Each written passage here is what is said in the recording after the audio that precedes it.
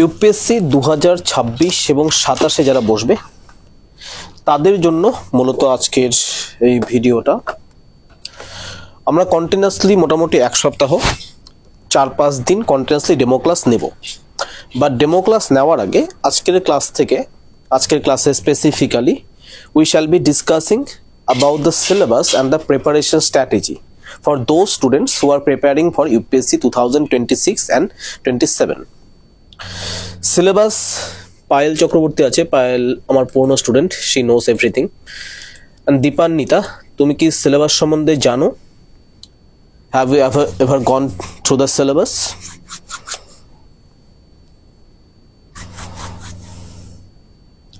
সিলেবাসটা কোনদিন দেখেছো কি? ওকে,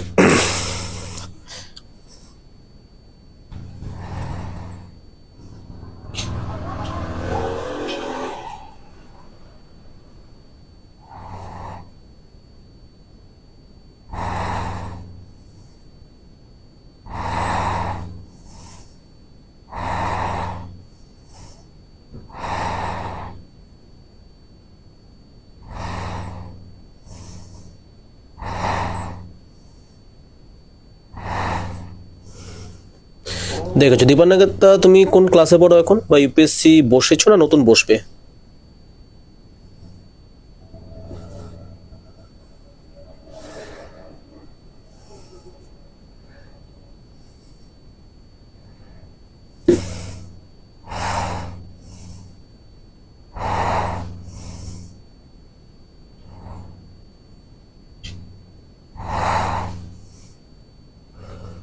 বসবো 2025 না 26?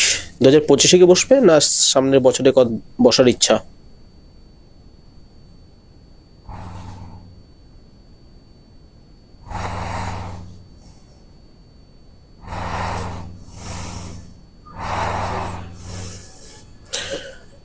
ফার্স্ট টাইম দেব 2026। গ্রেট, ঠিক আছে। ওকে, ক্লাস রেকর্ডিং হচ্ছে, সমস্যা নেই। কেউ যদি না করতে পারে রেকর্ডেড ভিডিও দিয়ে দেবো, সেক্ষেত্রে কোনো সমস্যা হবে না। ওকে, সো দেখো, ইউপিএসসির প্রিপারেশন সম্বন্ধে মোরাললেস তোমাদের আইডিয়া আছে। স্টিল আমি বলছি, ইউপিএসসি এক্সামিনেশন মূলত 3টা ধাপে হয়, ঠিক আছে? 3টা ধাপে হয়। একটা হচ্ছে prelim stage. The first stage is prelim stage.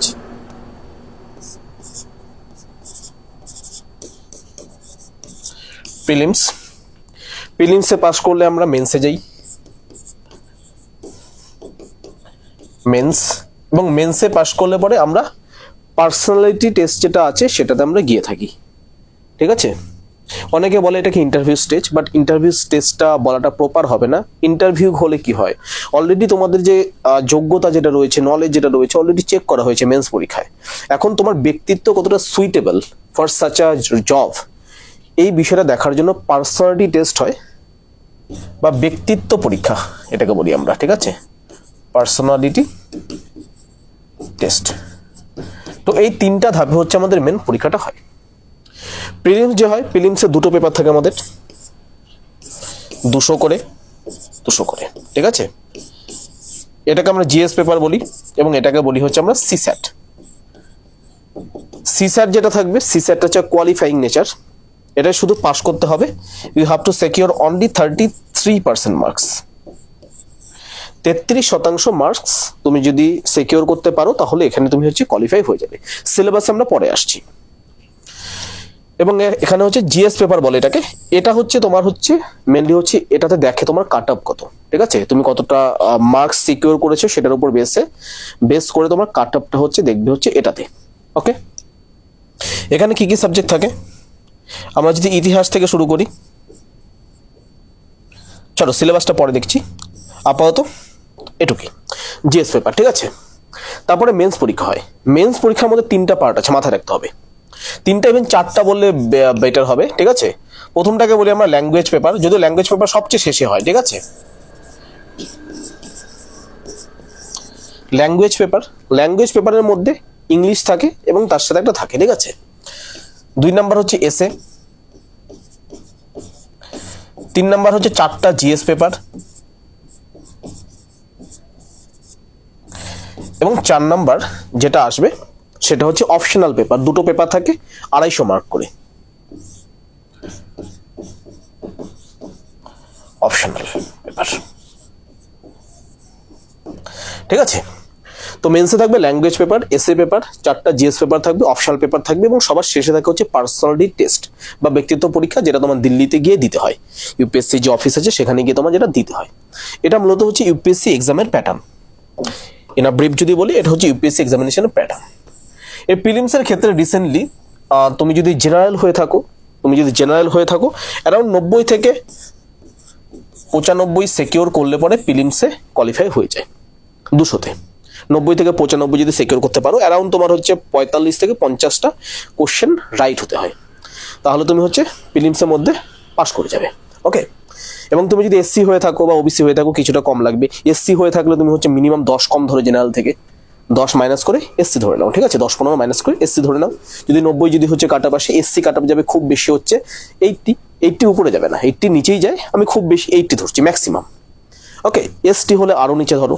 ঠিক আছে, তো মোটামুটি অ্যারাউন্ড 90 থেকে 95 আমরা যদি টার্গেট করে চলি, যদি করতে পারি, কোশ্চেনের উপর ডিপেন্ড করে। ঠিক আছে, কোনো বছর কোশ্চেন সহজ হয়, কোনো বছর কঠিন হয়।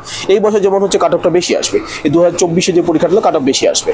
ওকে, কেন কোশ্চেন অনেকটা হচ্ছে ইজি হয়েছিল। ঠিক আছে, তার আগের বছরের কাট অফ আরো কম ছিল, 80-র ঘরে কাট অফ চলে গেছিল আগের বছর। ঠিক আছে, তো ডিপেন্ড করে কোন বছর কি ধরনের কোশ্চেন হয়েছে সেটার উপর ডিপেন্ড করে।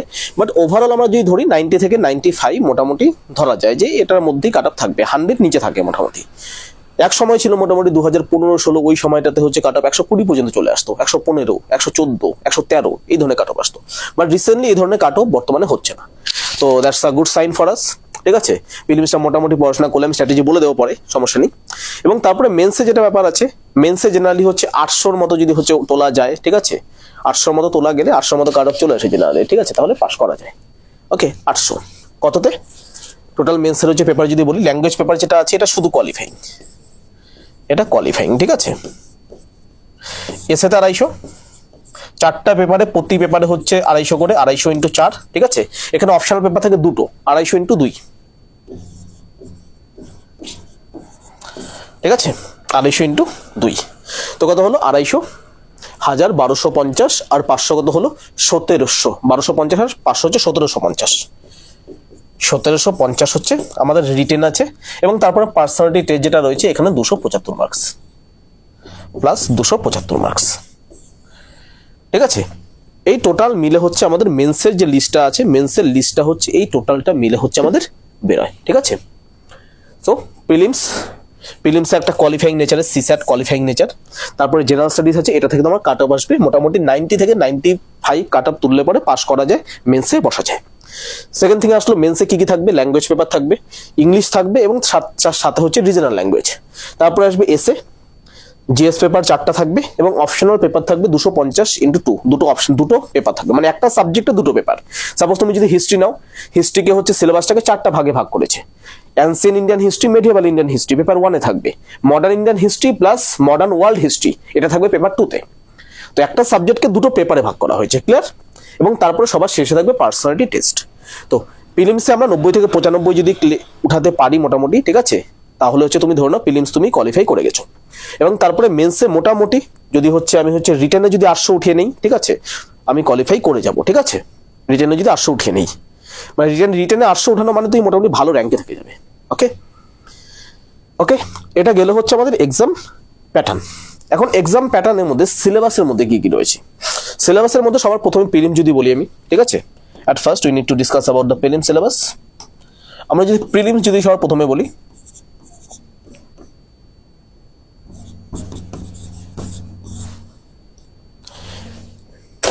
just a minute.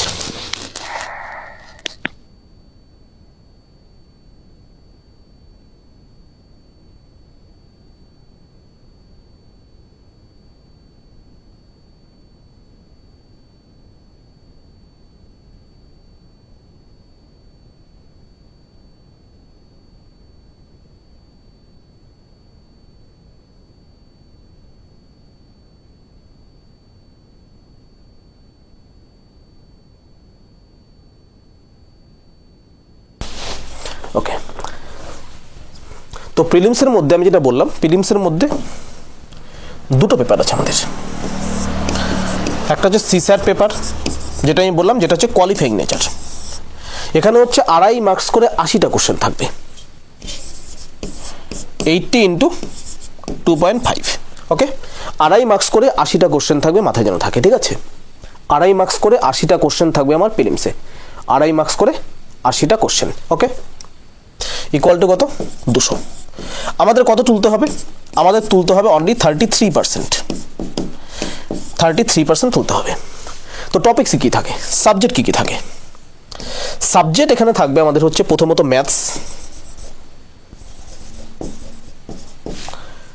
ম্যাথস থাকবে, ঠিক আছে? প্রথমে তো ম্যাথস থাকবে, জাস্ট মিনিট।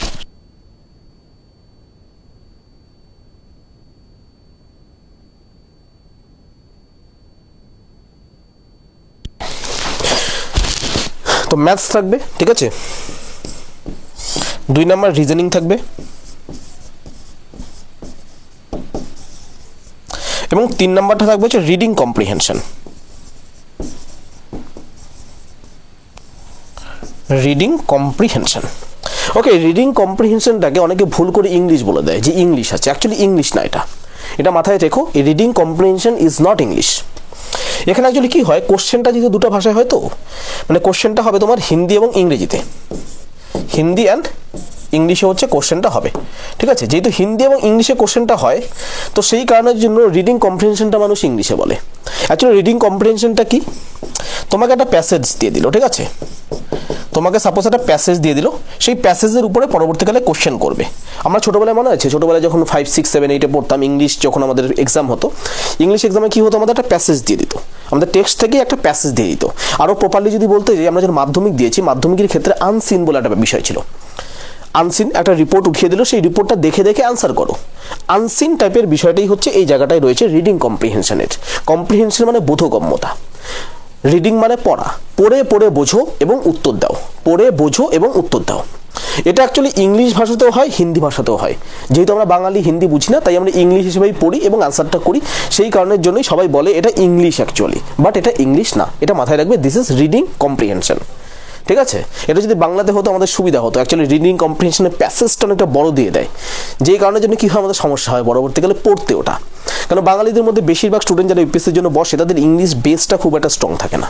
তো সেই কারণের জন্য আর ওখানে ইংলিশটা যাতে যথেষ্ট কঠিন টাইপের দেয়, এবং কোশ্চেনগুলো যেগুলো থাকে, অপশন যেগুলো থাকে, প্রচণ্ড কনফিউজিং।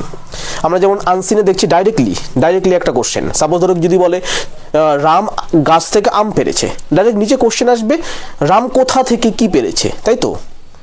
ঠিক আছে, রাম কি পেরেছে, রাম আম পেরেছে, এরকম ডাইরেক্ট কোশ্চেন আসবে। বাট এখানে ডাইরেক্ট কোশ্চেন আসে না, এটা অন্য ধরনের কোশ্চেন। ওটা রিডিং কম্প্রিহেনশন যখন করাবো তখন বুঝতে পারবে। কিন্তু প্রশ্নটা হচ্ছে রিডিং কম্প্রিহেনশনের অ্যাকুরেসি খুব কম। তুমি সাপোজ একটা অ্যান্সার করে দিলে, তোমার নজরে ঠিক মনে হচ্ছে, ইভেন আমাদের ক্ষেত্রেও এটা ভুল হয়ে যায়, কিন্তু ইউপিএসসি অন্য একটা অ্যান্সার দিয়ে দিচ্ছে, ইউপিএসসি বলছে এটা কারেক্ট, তো তোমার ওখানে মার্কসটা চলে যাবে। তো রিডিং কম্প্রিহেনশন বা ইংলিশ যেটা বলি, অনেকে এটার উপর ভরসা করে ইউপিএসসি দিতে চলে যায়। এটা আজ থেকে 5 বছর আগে রিয়ালিটি ছিল। আজ থেকে 5 বছর আগে রিয়ালিটি ছিল যে হ্যাঁ, রিডিং কম্প্রিহেনশন পড়ে আমি ইউপিএসসি দিতে চলে যাব, নাথিং উইল হ্যাপেন, আমি ক্র্যাক করে যাবো সিস্যাট, ঠিক আছে? কিন্তু বর্তমান যুগে এটা হয় না। বর্তমান যুগে তুমি যদি ইউপিএসসি সিস্যাট পাস করতে চাও, প্রথমত ম্যাথের কোয়ালিটি ভালো দিয়েছে এখন, রিজনিংয়ের আর ম্যাথ, এই দুটার উপর বেস করেই তোমার যেতে হবে। এই দুটোকে ইগনোর করে তুমি হচ্ছে ইউপিএসসি সিস্যাটে যেতে পারবে না। ইংলিশে পারবে, মোটামুটি ইংলিশে 25+ কোশ্চেন আসে, অ্যারাউন্ড 25+ কোশ্চেন আসে, ঠিক আছে? এর মধ্যে কিছু আনসার তুমি করতে পারবে অবশ্যই, বাট শুধুমাত্র ইংলিশের ভরসায় তুমি ইউপিএসসি পরীক্ষা দিতে যেতে পারবে না। এটা প্রথম থেকেই ধরে রাখো। তুমি যদি ভেবে থাকো যে সিস্যাট আছে, সিস্যাটে ম্যাথ আছে, রিজনিং আছে, ইংলিশ আছে, কেউ তোমাকে বলে দেবে ইংলিশের ভরসায় আমি চলে যাবো, কারণ ইংলিশে বাঘা, কিচ্ছু হবে না, ঠিক আছে? কিচ্ছু হবে না, পুরোপুরিভাবে মাথা নিচু করে বাড়ি ফিরতে হবে। তুমি দেখবে জেনারেল স্টাডিসে পাস করে গেছো, সিস্যাটে ফেল করে বসে আছো। এটা অনেকের সাথে হয়। তো প্রথম থেকেই ম্যাথ রিজনিংয়ে ফোকাস করতে হবে, ঠিক আছে? এবং ম্যাথ রিজনিং করার সুবিধা কি, তোমরা যেমন ইউপিএসসি বসছো মানে শুধু কি ইউপিএসসিতেই বসবে? ইউপিএসসির সাথে সাথে ডাব্লিউবিসিএস রয়েছে না, ডাব্লিউবিসিএস নেক্সট ইয়ার থেকে হচ্ছে ইউপিএসসি টাইপের সিলেবাস হবে, ইউপিএসসির মতো করে এক্সাম হবে ডেসক্রিপটিভ। তো সেটা ম্যাথটা থাকবে, তো ম্যাথটা শিখে নাও, ফলে ওয়েস্ট বেঙ্গলে যে অন্যান্য জবগুলো আছে সেগুলো ফ্রিতেই হয়ে যাবে। সেগুলোর জন্য অন্য কিছু করার দরকার নেই, ম্যাথ রিজনিংটা শিখলে পরে, বা সেন্ট্রালে যে জবগুলো আছে সেগুলোতেও বসতে পারবে। কারণ ইউপিএসসিতে তুমি যে জেনারেল স্টাডিজটা করবে, এই জেনারেল স্টাডিজটা mother of all kind of examination. এটা করলে পরে তোমার অন্য কোনো পরীক্ষার জন্য জেনারেল স্টাডিজ তোমার পড়তে হবে না, এতটা তোমার নলেজ হবে।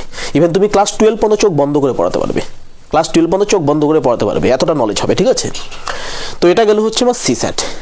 ওকে, তো সিস্যাটের হচ্ছে ম্যাথ রিজনিংয়ের উপর ফোকাস করতে হবে, রিডিং কম্প্রিহেনশনের উপর শুধু ফোকাস করে হবে না, এটা যেন মাথায় থাকে। ঠিক আছে, নেক্সট যায় হচ্ছে আমাদের জিএস পেপার। ওকে, নেক্সট আইটেম হচ্ছে আমাদের জিএস পেপার।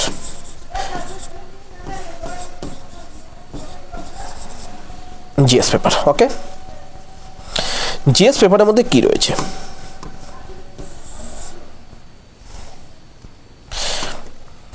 জিএস পেপারের মধ্যে আমাদের কতগুলো সাবজেক্ট রয়েছে এবং সেই সাবজেক্টগুলোর কারেন্ট অ্যাফেয়ার্সটা করতে হয়। আমি জাস্ট দেখাচ্ছি তোমাদের কি কি। আমরা যদি টপিক হিসেবে দেখি, সবার প্রথমত ইতিহাসকে যদি দেখি আমরা, হিস্ট্রি। হিস্ট্রি মানে কি কি রয়েছে? ইন্ডিয়ান হিস্ট্রি, স্পেসিফিক্যালি ভারতবর্ষের ইতিহাস।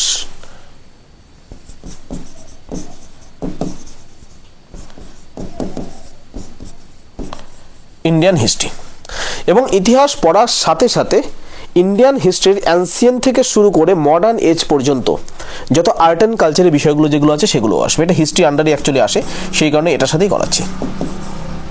অনেকে সেপারেটলি করানোর চেষ্টা করে, বাট একসাথে করলে পরে বেটার, মানে মেন সেটটা হচ্ছে একসাথে হয়ে যায়।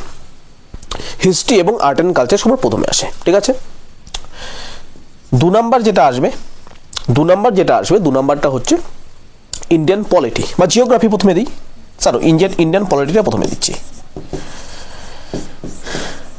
Indian polity. 3 নাম্বার কি আসবে? 3 নাম্বার আসবে হচ্ছে ইন্ডিয়ান ইকোনমি।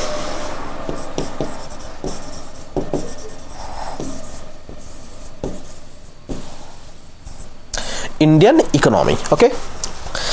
এখানে ইন্ডিয়ান ইকোনমির জায়গায়ও স্পেসিফিক যদি টার্ম যদি বলি, ইকোনমি টার্মসটা বেটার হবে। ঠিক আছে, স্পেসিফিক্যালি ইন্ডিয়ান ইকোনমি না বলে ইকোনমি শুধু টার্মসটা দেওয়াও বেটার হয়, কেন অনেক সময় ইন্ডিয়ান ইকোনমির বাইরে গিয়েও কোশ্চেন আসে। ঠিক আছে, যদিও সেটা হচ্ছে কারেন্ট অ্যাফেয়ার্স স্পেসিফিকভাবে হয়। তারপরে আসে হচ্ছে 4 নম্বরে হচ্ছে জিওগ্রাফি।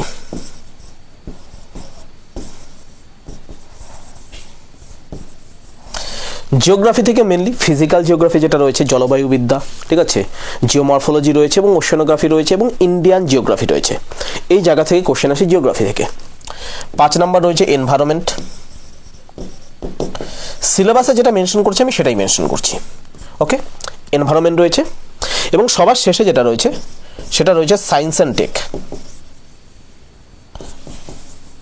অ্যাকচুয়ালি সিলেবাসে দেওয়া হয়েছে জেনারেল সায়েন্স, সিলেবাসে দিয়েছে general science, but general science থেকে কোশ্চেন আসে না। কোশ্চেন মূলত সায়েন্স অ্যান্ড টেকনোলজি রিলেটেড কোশ্চেনগুলি আসে, যেগুলো মূলত হচ্ছে মানে হচ্ছে নিউজ পেপারের মধ্যে আমরা লক্ষ্য করতে পারি, যেগুলো কন্টিনিউয়াসলি আসছে সেই টাইপের কোশ্চেন আসে। এবং সবার শেষে যেটা আছে, সবার শেষে আসে হচ্ছে কারেন্ট অ্যাফেয়ার্স। এটা হিউজ টপিক, ভাস্ট টপিক হচ্ছে কারেন্ট অ্যাফেয়ার্স। ঠিক আছে, এটার জন্য স্পেসিফিক কোনো সিলেবাস হয় না, এটার জন্য কারেন্ট অ্যাফেয়ার্স পড়তে হয়। ঠিক আছে, এখন জিএস পেপার আমাদের 200তে হচ্ছে, 200তে হচ্ছে অ্যারাউন্ড আমাদের 90 থেকে 95 আমরা কাট অফ তুলতে হবে। আরও যদি একটু বেশি করে যদি দিই আমরা 95 থেকে 100 তুললে পরে আমরা সিকিউর থাকবো। 95 থেকে 100 জনদের কাট অফ তুলতে হবে, তাহলে আমরা সিকিউর থাকবো। ঠিক আছে, 95 থেকে 100। কোশ্চেন কতগুলো হবে? কোশ্চেন হবে তোমার 100টা কোশ্চেন তোমাদের করবে। প্রত্যেকটা কোশ্চেনের ভ্যালু থাকবে হচ্ছে 2 মার্কস করে, 2 মার্কস করে 100টা কোশ্চেন থাকবে। এই 100টা কোশ্চেনের ডিভিশনটা কীভাবে হয়েছে আমি মোটামুটি একটা রাফলি দেখাচ্ছি, তাহলে তোমরা মোটামুটি আইডিয়া পাবে যে কোন সাবজেক্ট থেকে কী ধরনের কোশ্চেন আসছে। ইন্ডিয়ান পলিটি যদি দেখো তুমি, ইন্ডিয়ান পলিটিতে 15+ তুমি ধরে নাও। ঠিক আছে, ইন্ডিয়ান পলিটি থেকে 15টার মতো কোশ্চেন প্রতি বছর চলে আসে এবং 15টার মধ্যে 95% কোশ্চেন অ্যাটেন্ড করা যায়। ইভেন আমার ক্লাস থেকে তো যায়, বাকিদের কথা বলতে পারবো না। আমাদের প্রিভিয়াস ব্যাচে যারা পড়েছে ইন্ডিয়ান পলিটি যখন পড়িয়েছি, তার মধ্যে মোর দ্যান 90 কোশ্চেন হচ্ছে এখান থেকে অ্যাটেন্ড করা গেছে। ইন্ডিয়ান ইকোনমি যখন আসবে, ইন্ডিয়ান ইকোনমির ক্ষেত্রেও মোটামুটি 15 থেকে 20টা কোশ্চেন প্রতি বছর আসে এবং এখান থেকে মোটামুটি 15টা কোশ্চেন তো আরামে ক্লাস থেকে করা যায় এবং 4-5টা কোশ্চেন যেগুলো কারেন্ট অ্যাফেয়ার্স বেস করে আসে, কারেন্ট অ্যাফেয়ার্সটা ঠিকঠাক করলে সেখান থেকে হয়ে যায়। ঠিক আছে, জিওগ্রাফি যেটা আছে, জিওগ্রাফি পুরোপুরি ক্লাস থেকে আসে।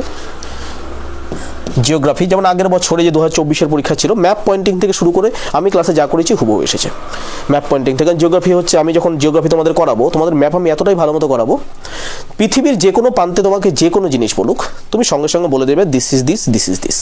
ঠিক আছে, কোনো ধরনের কনফিউশন থাকবে না। আমি আজকে একটা ম্যাপের একটা এক্সাম্পল দেবো আজকে, যেটা আজকে একটা নিউজে ম্যাপের একটা সাইট এসেছে, সেই সাইটটা শুধু তোমাদের দেখাবো, দেখালে তোমরা বেটার বুঝতে পারবে। তো মোটামুটি জিওগ্রাফি এবং এনভায়রনমেন্ট এই দুটো সাবজেক্ট হিসাবে আমরা ধরতে পারি মোটামুটি 30 থেকে 35, 30 থেকে 35টা কোশ্চেন হচ্ছে আমরা জিওগ্রাফি এনভায়রনমেন্ট থেকে ধরতে পারি। এনভায়রনমেন্টের কোশ্চেনগুলো একটু টাফ টাইপের হয়, এনভায়রনমেন্টে যতটা ডিটেলসে গিয়ে করানো দরকার আমরা করাবো। অ্যাকচুয়ালি 2024-এর যেমন আমি যতটা ডিটেলসে করেছিলাম, আগের বছর এনভায়রনমেন্ট একটু চাপে চলে এসেছিল, আমি এই বছর তার থেকে বেশি ডিপে গিয়ে করেছি, তার থেকে অনেক বেশি ডিপে গিয়ে করেছি, কিন্তু তার বেশি ডিপ হচ্ছে ইউপিএসসি দিয়ে দিয়েছে। মানে এই বছর এনভায়রনমেন্টের কোশ্চেনটা অনেকটা কঠিন এসেছিল অন্যবারের তুলনায়। আশা করি এই বছরটা 25 বা 26-এ যেটা আসবে অতটা কঠিন আসবে না। ঠিক আছে, মোটামুটি 30-এর মধ্যে 25 তো চোখ বন্ধ করে করা যাবে, 25 চোখ বন্ধ করে অ্যান্সার করা যাবে। জিওগ্রাফিতে যদি 10টা কোশ্চেন আসে 10টার মধ্যে 9টাই করার মতো, 9টাই অ্যান্সার করা যায়, একটা কোশ্চেন বাদ যেতে পারে। ঠিক আছে, তারপরে আসে হচ্ছে science and tech mainly current affairs base, তুমি 5 থেকে 10টা ধরো, 5 থেকে 10টা, এবং কারেন্ট অ্যাফেয়ার্স থেকে ওভারঅল তুমি হচ্ছে 5 থেকে 10টা ধরো, এবং হিস্ট্রি থেকে তুমি 5 থেকে 10টা ধরো। এই টোটাল সিস্টেম এইভাবে হচ্ছে ডিভিশনটা হয়, এইভাবে কোশ্চেন প্যাটার্ন আসে।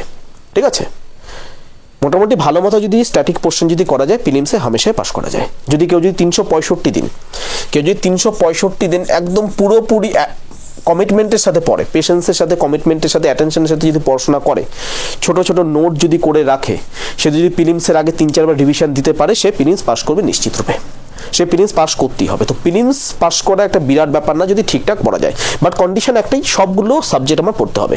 কেউ যদি ভাবে যে এটাতে বেশি আছে ওটাতে বেশি আছে, এগুলো পড়ে পড়ে যাবো বাকিগুলো পড়বো না, তাহলে হবে না, ফেল করবে। একদম ক্লিয়ার কাট কথা, তাহলে হবে না, ফেল করে আসবে। আমাদের প্রত্যেকটা সাবজেক্টকে ইকুয়াল ওয়েট দিয়ে, ঠিক আছে, প্রত্যেকটা সাবজেক্টকে ইকুয়াল ওয়েট দিয়ে আমাদের এই বিষয়টা করতে হবে। We have to put equal weight on all subjects. কোনোটাকে বৈষম্যের নজরে দেখা যাবে না, যে ছোটোবেলায় যেমন আমাদের ব্যাপারগুলো ছিল, এই সাবজেক্ট আমি জানি না, এই সাবজেক্টটা ভালো মতো পড়বো না, এখানে ওই জিনিসটা চলবে না। প্রতিটা সাবজেক্ট তোমার ভালো করে পড়তে হবে। ঠিক আছে, এটা গেলে হচ্ছে ইউপিএসসি সিলেবাস। প্রিলিমসের জন্য হচ্ছে মেন সিলেবাস হচ্ছে এটা। ঠিক আছে, প্রিলিমসের পরে আমাদের আসবে হচ্ছে মেন্সের সিলেবাস। ওকে, প্রিলিমসের সিলেবাস নিয়ে কোনো ডাউট আছে, ডাউট থাকলে কোশ্চেন করো, এবং ডাউট যদি না থাকে ক্লিয়ার লিখে দাও, তাহলে বেটার হবে। ঠিক আছে,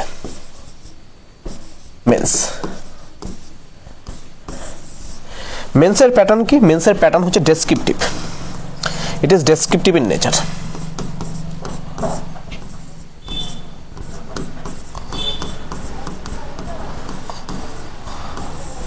ডেসক্রিপটিভ বলতে তোমার আনসার লিখতে হবে। প্রিলিমসের কোশ্চেন যেমন তুমি ইংরেজি এবং হিন্দিতে আসবে, এবং তোমার হচ্ছে টিক চিহ্ন দিতে হবে। মেন্সের কোশ্চেনও ইংরেজি এবং হিন্দিতেই হবে, কিন্তু এখানে ইংরেজি হিন্দিতে হলে পরেও তোমার এখানে যে ব্যাপারটা থাকবে, সেই কোশ্চেনটা যে আছে সেই কোশ্চেনটার আনসার তুমি বাংলা ভাষাতে দিতে পারবে।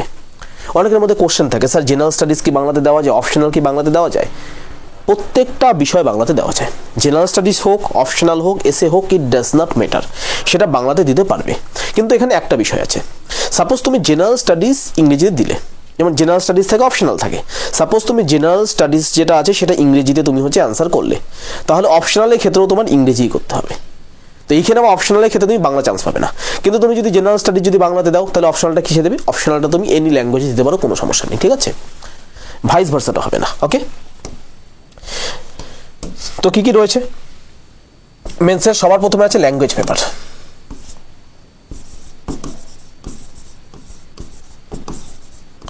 ল্যাঙ্গুয়েজ পেপার এটা কোয়ালিফাইং নেচার। ঠিক আছে, এটাতে সেরকম ফোকাস দেওয়ার মতো কিছু নেই, এটা হালকা করেই বলে দিচ্ছি। ঠিক আছে, ল্যাঙ্গুয়েজ পেপারে কি কি থাকে? ল্যাঙ্গুয়েজ পেপারে একটা কম্পালসারি ল্যাঙ্গুয়েজ থাকবে ইংলিশ। কি ধরনের কোশ্চেন হয়? আমরা মাধ্যমিক লেভেলে যেগুলো করেছি, মাধ্যমিক লেভেলে যেই ধরনের ইংলিশ আমরা পেয়েছি সেই ধরনের ইংলিশে কোশ্চেন হবে। এখানে ডিফারেন্সটা, এখানে কিন্তু টেক্সট থাকবে না, গ্রামার থাকবে, এই তোমার হচ্ছে আনসিন টাইপের কিছু থাকবে হয়তো, সামারি থাকবে, রিপোর্ট থাকবে, ঠিক আছে, এসে থাকবে।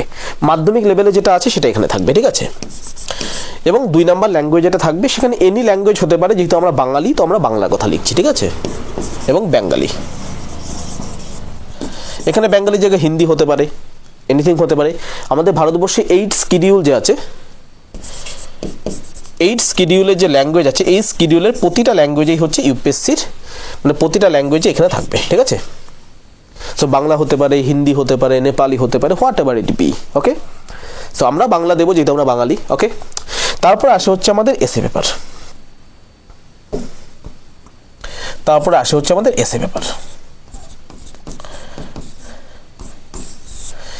এসএ পেপারের সিস্টেম কি? এসএ পেপার বলতে এখানে দুটো এসএ লিখতে হয়, 125 মার্কস করে দুটো এসএ লিখতে হয়, 125 × 2।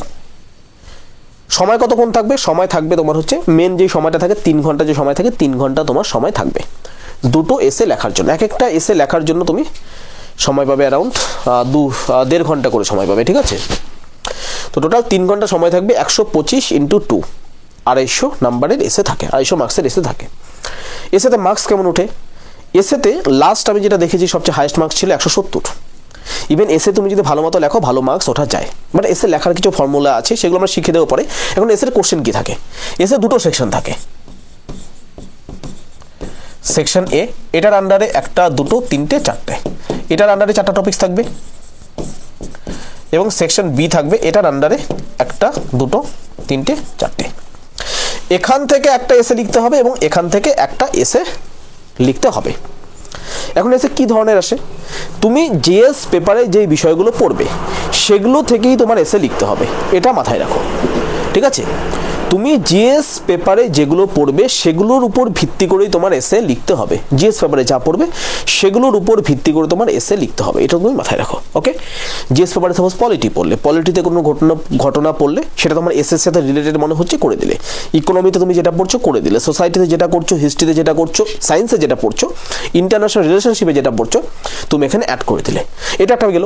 ঠিক আছে, নর্মাল। ঠিক আছে, নর্মাল হচ্ছে জেনারেল এসে তুমি বলতে পারো, নাম দিতে পারো জেনারেল টাইপ। ঠিক আছে, ঠিক আছে, যে কোনো জিএস পেপারে কোনো একটা ইস্যু তোমাকে তুলে দিল সেটা সম্বন্ধে লিখলে। এবং 2 নম্বর টাইপ যেটা আছে সেটা হচ্ছে ফিলোসফিক্যাল টাইপ। আর ফিলোসফিক্যাল টাইপ এসের ট্রেন্ড বর্তমানে বেড়েছে। ফিলোসফিক্যাল টাইপ বলতে তোমাকে একটা জাস্ট হচ্ছে একটা কোটেশন দিয়ে দিল, এখন তোমার সেই কোটেশনটার উপর ভিত্তি করে তোমার এসে লিখতে হবে। ছোটবেলায় আমরা ভাব সম্প্রসারণ পড়েছি, মনে আছে? ক্ষুধার রাজ্যে পৃথিবী গদ্যময়, পূর্ণিমার চাঁদ যেন ঝলসানো রুটি। এই তোমাকে এই স্টেটমেন্টটা দিয়ে দিল, ক্ষুধার রাজ্যে পৃথিবী গদ্যময়, পূর্ণিমার চাঁদ যেন ঝলসানো রুটি। এখন পূর্ণিমার চাঁদ যেন ঝলসানো রুটি এই বিষয়টা সম্বন্ধে তোমার হচ্ছে এসে লিখতে হবে। এবং কত ওয়ার্ডের? 125 মার্কসের অ্যারাউন্ড তোমার এসের ওয়ার্ড হবে 1000 থেকে 1200 ওয়ার্ডের এসে।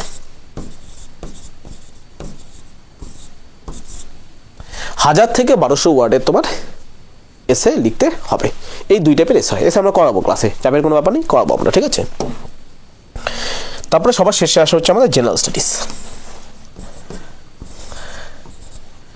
GS paper.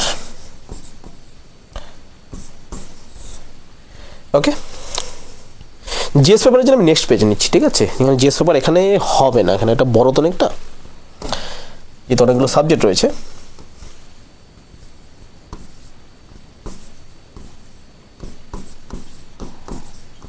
GS papers,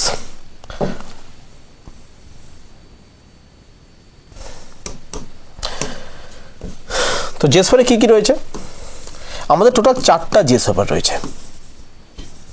GS 1,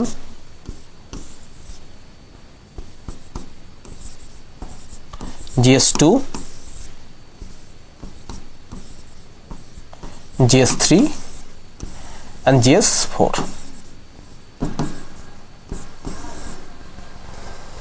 GS 4 4টা টোটাল জিএস রয়েছে। তার মধ্যে কি কি সাবজেক্ট রয়েছে? তার মধ্যে সাবজেক্ট কি কি রয়েছে? হিস্ট্রি। জিএস 1 এ রয়েছে হিস্ট্রি। হিস্ট্রির মধ্যে কি কি রয়েছে? Art and culture, Indian history. Indian history কোত্থেকে? অ্যানসিয়েন্ট থেকে post independence, ancient to post independence. Post independence বলতে স্বাধীনতা পরবর্তী ইতিহাস। ওকে, এটা রয়েছে। এবং সবার শেষে রয়েছে আমাদের ওয়ার্ল্ড হিস্ট্রি। ঠিক আছে, ওয়ার্ল্ড হিস্ট্রি। এর মধ্যে ওয়ার্ল্ড হিস্ট্রি এবং পোস্ট ইন্ডিপেন্ডেন্ট হিস্ট্রি যেটা আছে শুধু মেন্সের জন্য, কিন্তু অন্যদিকে হিস্ট্রি যে আছে এটা সম্পূর্ণ প্রিলিমসে আমাদের দরকার, মেন্সের জন্য দরকার। আমরা দেখেছি প্রিলিমসের সিলেবাস আর মেন্সের সিলেবাস এই জায়গাটা কনভার্জ করছে, ঠিক আছে। তো প্রথম সাবজেক্ট গেল আমার হচ্ছে history. Okay, the first subject is history. Just a minute. First subject গেল হচ্ছে আমার history. Okay, what is the second subject? Second subject যাচ্ছে হচ্ছে আমাদের জিওগ্রাফি।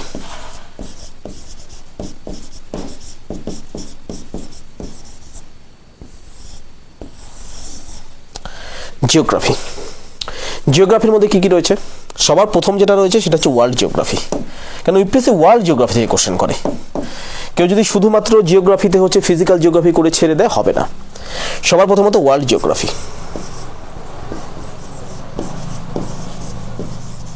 ঠিক আছে। 2 নাম্বার ফিজিক্যাল জিওগ্রাফি।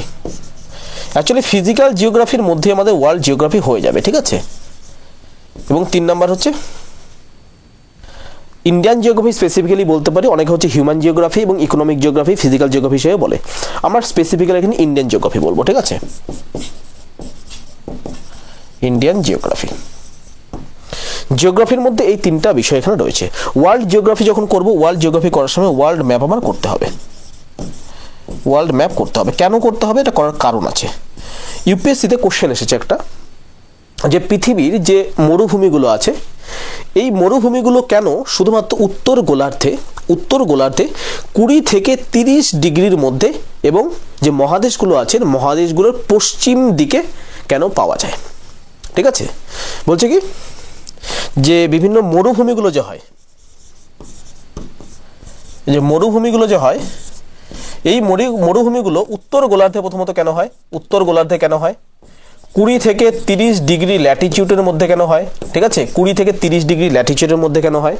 এবং তার মধ্যে আরেকটা জিনিস দিয়েছে, এটা হচ্ছে যে কন্টিনেন্টগুলো যে আছে বা মহাদেশগুলো যে আছে, মহাদেশের ওয়েস্টার্ন সাইড যে আছে পশ্চিম দিকেই কেন হয়? এটা ইউপিএসসি কোশ্চেন করেছে। তুমি যদি জেনারেল এনসিইআরটি ক্লাসের উপর ভিত্তি করো, এনসিইআরটি জিওগ্রাফি যেটা হচ্ছে ক্লাস 11-এর জিওগ্রাফির কথা সবাই যেটা বলে, ওই বইতে মরুভূমি কিভাবে তৈরি হয় ডিটেলসে বলা নেই। কিন্তু তোমার এখান থেকে কোশ্চেন চলে এসেছে, this is a part of world geography. এটার জন্য তোমার ওয়ার্ল্ড ম্যাপ জানতে হবে এবং কেন হচ্ছে সেই বিষয়টা জানতে হবে, ঠিক আছে। কেন এখানে তোমার আঁকাতে হবে। যদি তুমি ওয়ার্ল্ড ম্যাপ আঁকাও, যদি তুমি সাপোজ ওয়ার্ল্ড ম্যাপ তুমি আঁকাচ্ছ, ঠিক আছে, ওয়ার্ল্ড ম্যাপে তোমার দেখাতে হবে কেন হচ্ছে।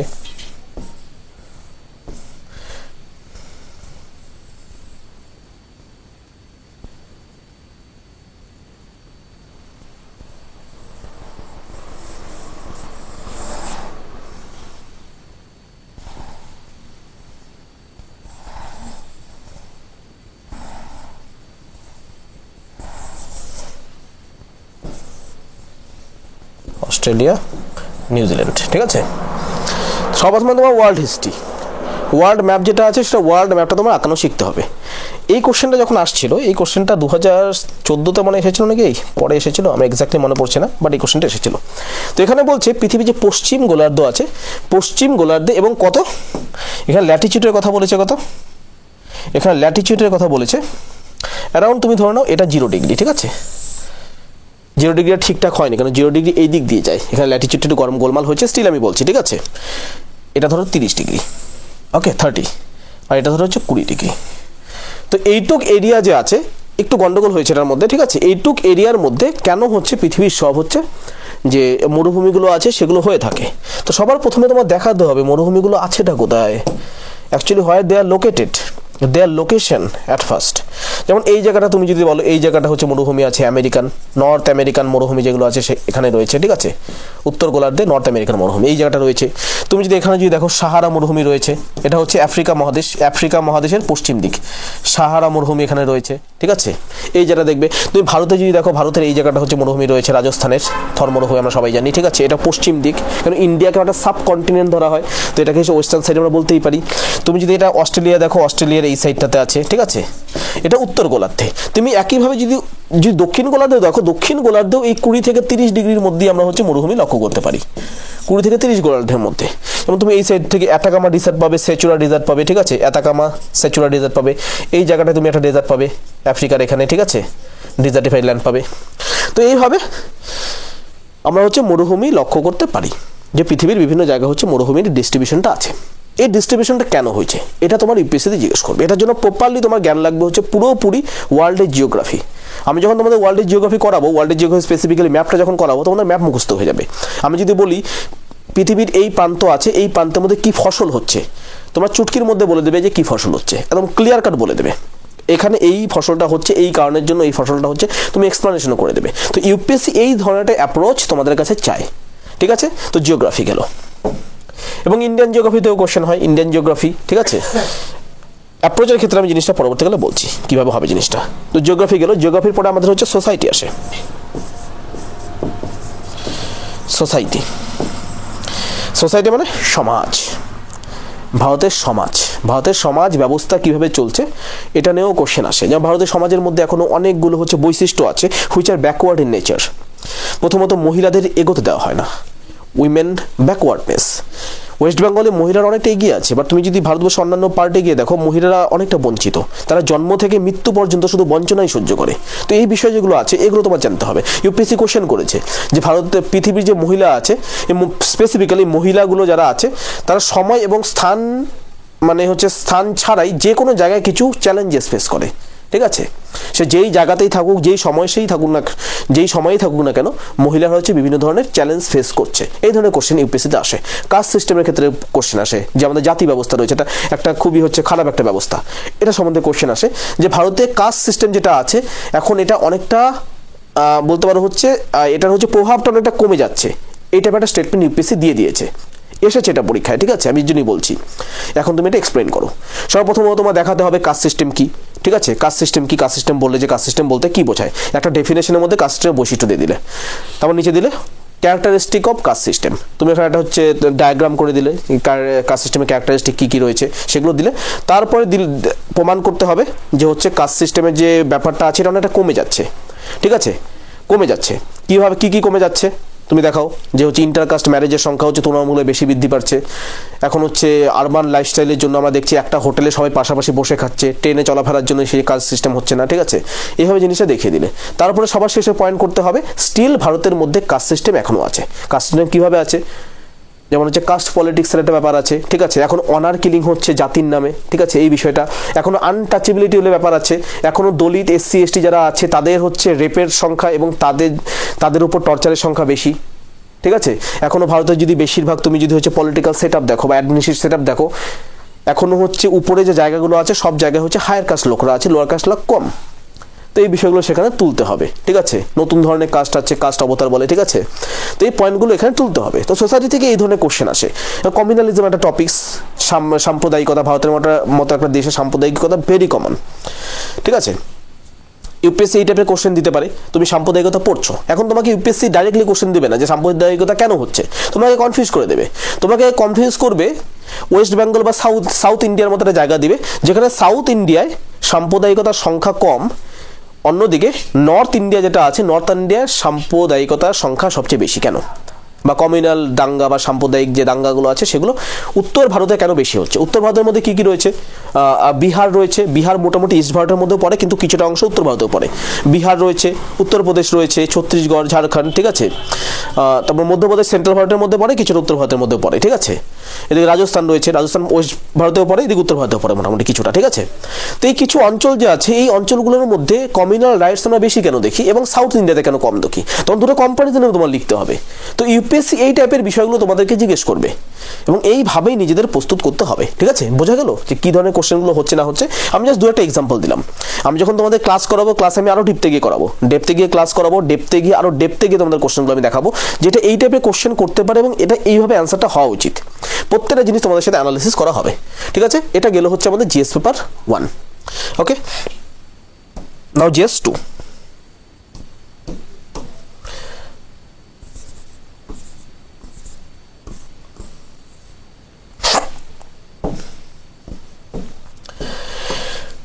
ঠিক আছে, জিএস 2।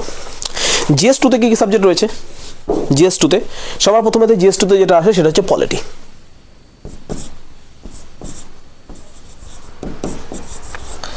পলিটি থেকে কী ধরনের কোশ্চেন আসতে পারে? পার্লামেন্টের ফাংশনিং নিয়ে কোশ্চেন আসতে পারে, ঠিক আছে, প্রেসিডেন্টের কোনো একটা ডিসিশন নিয়ে, সুপ্রিম কোর্টের কোনো জাজমেন্ট নিয়ে কোশ্চেন আসতে পারে, ফান্ডামেন্টাল রাইটস নিয়ে কোশ্চেন আসতে পারে।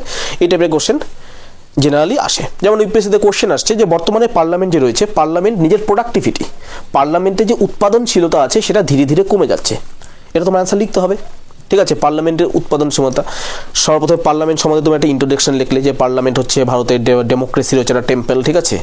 এই পার্লামেন্টের মধ্যে হচ্ছে ল মেকিং করা হয় এবং এইখানেই যে সরকার যে আছে, সরকারের উপর হচ্ছে বিরোধীরা অথবা হচ্ছে ল মেকার যারা আছে সরকারের উপর নিয়ন্ত্রণ স্থাপন করে বিভিন্ন পথের মাধ্যমে, ঠিক আছে।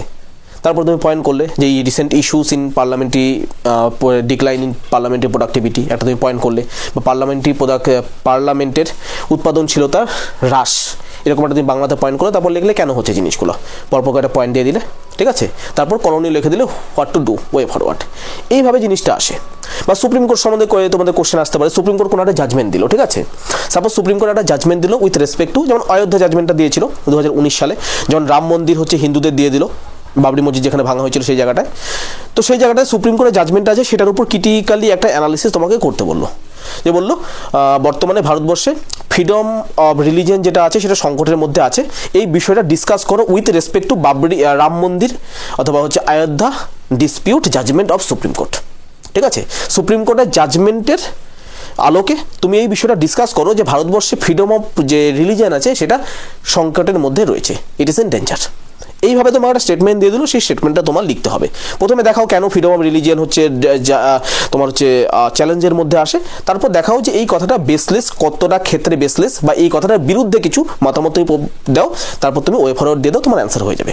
তো ইউপিএসসি এই টাইপের বিষয়গুলো ডিমান্ড করে, ঠিক আছে। যেমন হচ্ছে লাস্ট ইয়ার না, আই থিঙ্ক 2023 সালে কি 2022 সালে আই থিঙ্ক, ঠিক আছে, 2022 সালে একটা কোশ্চেন এসেছিল সুপ্রিম কোর্টের জাজমেন্ট নিয়ে, যে বলছে সুপ্রিম কোর্ট যে জাজমেন্ট আছে, সুপ্রিম কোর্টের জাজমেন্টের মাধ্যমে যে এনভায়রনমেন্টাল যে ইস্যুগুলো রয়েছে, যে এনভায়রনমেন্টাল পলিউশনের মতো যে ব্যাপারগুলো আছে সেগুলো কনস্টিটিউশনালাইজেশন হয়ে গেছে। মানে এনভায়রনমেন্টালের ইস্যুগুলো যে আছে, পরিবেশগত যে ইস্যুগুলো আছে সেগুলো ভারতবর্ষের সংবিধানের মধ্যে স্থান পাওয়া শুরু হয়েছে। এটার জন্য সংবিধানে কিছু প্রভিশন দিয়েছে এনভায়রনমেন্ট নিয়ে, ফান্ডামেন্টাল ডিউটিসের ক্ষেত্রে এনভায়রনমেন্ট নিয়ে কিছু পদক্ষেপের কথা বলা হয়েছে, ঠিক আছে, যে প্রকৃতি যেটা আছে সেটাকে হচ্ছে ঠিকঠাকভাবে সাস্টেন করতে হবে, এই টাইপের। এবং ডিপিএসপি যেটা আছে, directive principles of state policy, এগুলো যখন করাবো তখন বুঝতে পারবে ডিটেলসে, সেখানে হচ্ছে তোমার হচ্ছে এনভায়রনমেন্ট নিয়ে কিছু প্রভিশন আছে, সেগুলো দিয়েছে। এবং তারপরে রিসেন্টলি সুপ্রিম কোর্ট নিজের জাজমেন্টের মধ্য দিয়ে এটা প্রমাণ করার চেষ্টা করছে, ঠিক আছে। সুপ্রিম কোর্ট জাজমেন্টের মধ্য দিয়ে এনভায়রনমেন্টাল ইস্যু যেগুলো আছে সেগুলোকে হচ্ছে কনস্টিটিউশনের মধ্যে প্রবেশ করাচ্ছে। যেমন সুপ্রিম কোর্ট বলছে ক্লিন গঙ্গা যেটা আছে এই বিষয়টা, ঠিক আছে, তারা বলছে হচ্ছে রাইট এগেনস্ট পলিউশন, ঠিক আছে, রাইট টু হচ্ছে drinking water, safe drinking water. Supreme court এই জাজমেন্টগুলো দিয়েছে, এই জাজমেন্টগুলোর উপর ভিত্তি করে এই যে এনভায়রনমেন্টাল যে ইস্যুগুলো আছে, this has become part of the constitution. এটার জন্য কি জানতে হবে? সর্বপ্রথম তো সংবিধানে যে ডিপিএসপি যে আর্টিকেল আছে সেটা জানতে হবে, ফান্ডামেন্টাল ডিউটিসের যে আর্টিকেল আছে সেটা জানতে হবে, এবং আর্টিকেল 21 আন্ডারে যে সুপ্রিম কোর্টের জাজমেন্ট যেগুলো আছে সেগুলো তোমার লিখতে হবে, তাহলে অ্যান্সার হয়ে গেল, ঠিক আছে। বাই লাক আমার ক্লাস এগুলো আমি করেছিলাম সেই সময়টাতে, ঠিক আছে। বেশি ক্লাস তখন হচ্ছে বেশি হচ্ছে জাজমেন্ট করানো হয়নি, বাট কয়েকটা জাজমেন্ট আমি করেছিলাম, সেগুলোর দ্বারা হচ্ছে অ্যান্সারটা লেখা সম্ভব ছিল। ওকে, তো এই টাইপের কোশ্চেন তোমাদের পলিটি থেকে আসতে পারে। অথবা যেমন একটা কোশ্চেন এসেছিল সুপ্রিম কোর্টে যেই বছর হচ্ছে কয়েকটা মহিলা যে জাজ আছে তাদেরকে একসাথে নিয়োগ করা হয়েছিল, তো সেই সময় সুপ্রিম কোর্টে মহিলা জাজ যে নিয়োগ করছে এটা নিয়ে কোশ্চেন চলে এসেছে। বলছে সুপ্রিম কোর্টে যে মহিলা জাজদের নিয়োগ করা হয়েছে এটার সাথে সাথে মহিলারা অনেক সুবিধা পাবে, তো মহিলারা কি সুবিধা পাবে সেই বিষয়টা হচ্ছে সম্বন্ধে লিখতে হবে। এত সোসাইটির মহিলাদের যে ইস্যুগুলো আছে সেটার সাথে পলিটি কানেক্টেড কোশ্চেন, এই টাইপের কোশ্চেন আসছে এবং অ্যান্সার লেখা সম্ভব, খুব ভালো মতো লেখা সম্ভব যদি ঠিকঠাক 365 দিন ভালো মতো পড়াশোনা করতে হবে, ডেলি আনসার লিখতে হবে, চেক করাতে হবে, অ্যাজ সিম্পল অ্যাজ দ্যাট। ওকে, 2 নম্বর পলিটির পরে আসে হচ্ছে গভর্নেন্স।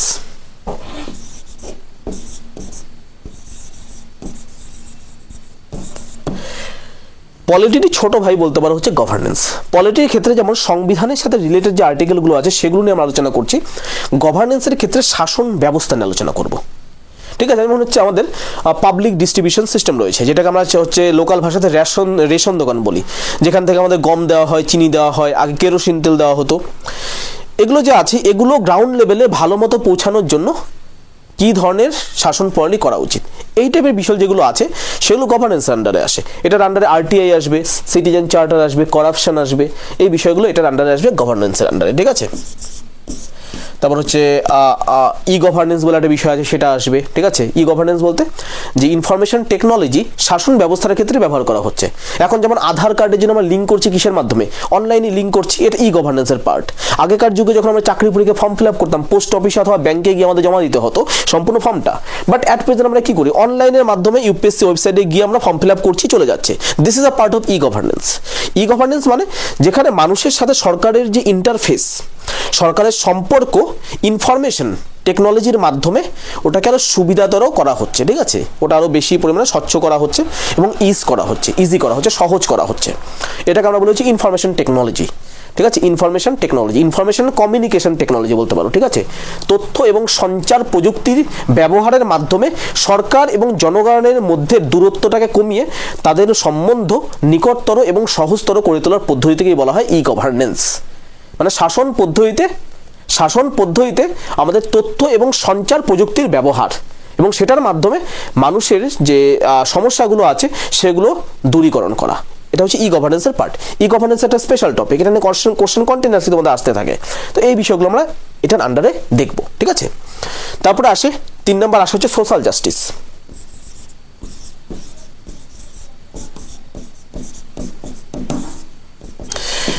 এই সোশ্যাল জাস্টিসটা অ্যাকচুয়ালি আমি GS1টা দেখলাম, GS1 এ যে সোসাইটি আছে, GS1 এর সোসাইটির সাথে ক্লাব করে এটা পড়তে হয়।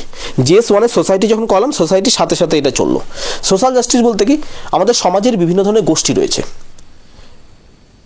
বয়স্করা রয়েছে, এল্লা যাদের বলি আমরা, ঠিক আছে, বয়োজ্যেষ্ঠ রয়েছে, চিলড্রেন বা শিশু রয়েছে, মহিলা গোষ্ঠী রয়েছে, ট্রান্সজেন্ডার গোষ্ঠী রয়েছে, ঠিক আছে। এই প্রত্যেকটা যে গোষ্ঠী হয়েছে, এই প্রত্যেকটা গোষ্ঠীর যে সামাজিক সমস্যাগুলো আছে সেগুলো এটা আন্ডারে পড়তে হবে। এই সামাজিক সমস্যাগুলো দূরীকরণের জন্য, এই সামাজিক সমস্যাগুলোকে দূরী করার জন্য সরকার কি কি পদক্ষেপ নিচ্ছে সেই বিষয়টা দেখতে হবে, এবং এদের দূরী করার জন্য আরো কি কি করতে পারি, আমরা আরো কি কি করতে পারি, এবং এই ক্ষেত্রে এনজিওর ভূমিকা কি আছে, প্রেশার গ্রুপসের ভূমিকা কি আছে, এই বিষয়গুলো এটার আন্ডারে আমাদের চলে আসবে। সেলফ হেল্প গ্রুপের কথা অনেক সময় আসে, ঠিক আছে। সেলফ হেল্প গ্রুপ তোমরা সবাই জানো, গ্রামে গঞ্জে সেলফ হেল্প গ্রুপ কন্টেন্সে চলছে। তোমাদের ইউপিএসসিতে কোশ্চেন দিয়েছে সেলফ হেল্প গ্রুপ যেটা আছে এটা মহিলাদের সশক্তিকরণে সাহায্য করেছে। সেলফ হেল্প গ্রুপ কিভাবে মহিলাদের সশক্তিকরণ করছে এটা সম্বন্ধে লিখতে হবে। লিখতে পারবে? তোমাদের সেলফ হেল্প গ্রুপ তো মোটামুটি সবাই জানো। সেলফ হেল্প গ্রুপের মাধ্যমে কি হয়, ক্ষুদ্র লোনের ব্যবস্থা করা হয়েছে, যে একটা গ্রুপ থাকবে কয়েকটা মহিলার, সেখানে তারা হচ্ছে বলতে পারো হচ্ছে ক্ষুদ্র লোন হচ্ছে একে অপরকে দেবে এবং নিজের ইনকামটা নিজেরাই নেবে। এটা সেলফ হেল্প গ্রুপের সিস্টেম। এটা হচ্ছে মহিলাদের ইনকাম জেনারেশনের ক্ষেত্রে এবং তাদের এম্পাওয়ার করার ক্ষেত্রে, সশক্তিকরণের ক্ষেত্রে কিভাবে সাহায্য করেছে, এটা কোশ্চেন এসেছিল ইউপিএসসির। ইজি, ভেরি ইজি, ঠিক আছে। সেলফ হেল্প গ্রুপ করালে পরে এবং মহিলাদের ইস্যু করালে পরে তোমরা অটোমেটিক্যালি লিখতে পারবে, ওকে। এবং 4 নাম্বার যেটা রয়েছে, 4 নাম্বারে রয়েছে হচ্ছে আমাদের ইন্টারন্যাশনাল রিলেশনশিপ।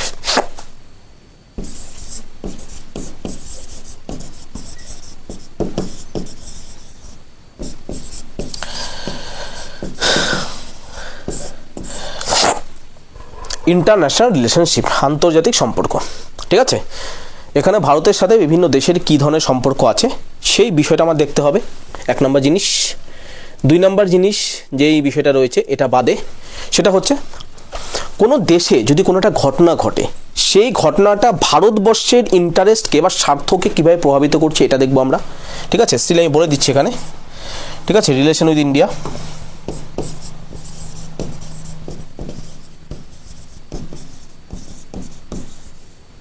ভারতবর্ষের সাথে বিভিন্ন দেশের সম্পর্ক, ঠিক আছে, ফার্স্ট। 2 নম্বর বিষয় দেখব, কোনো যদি ইন্টারন্যাশনাল ইভেন্টস থাকে বা গ্লোবাল ইভেন্টস,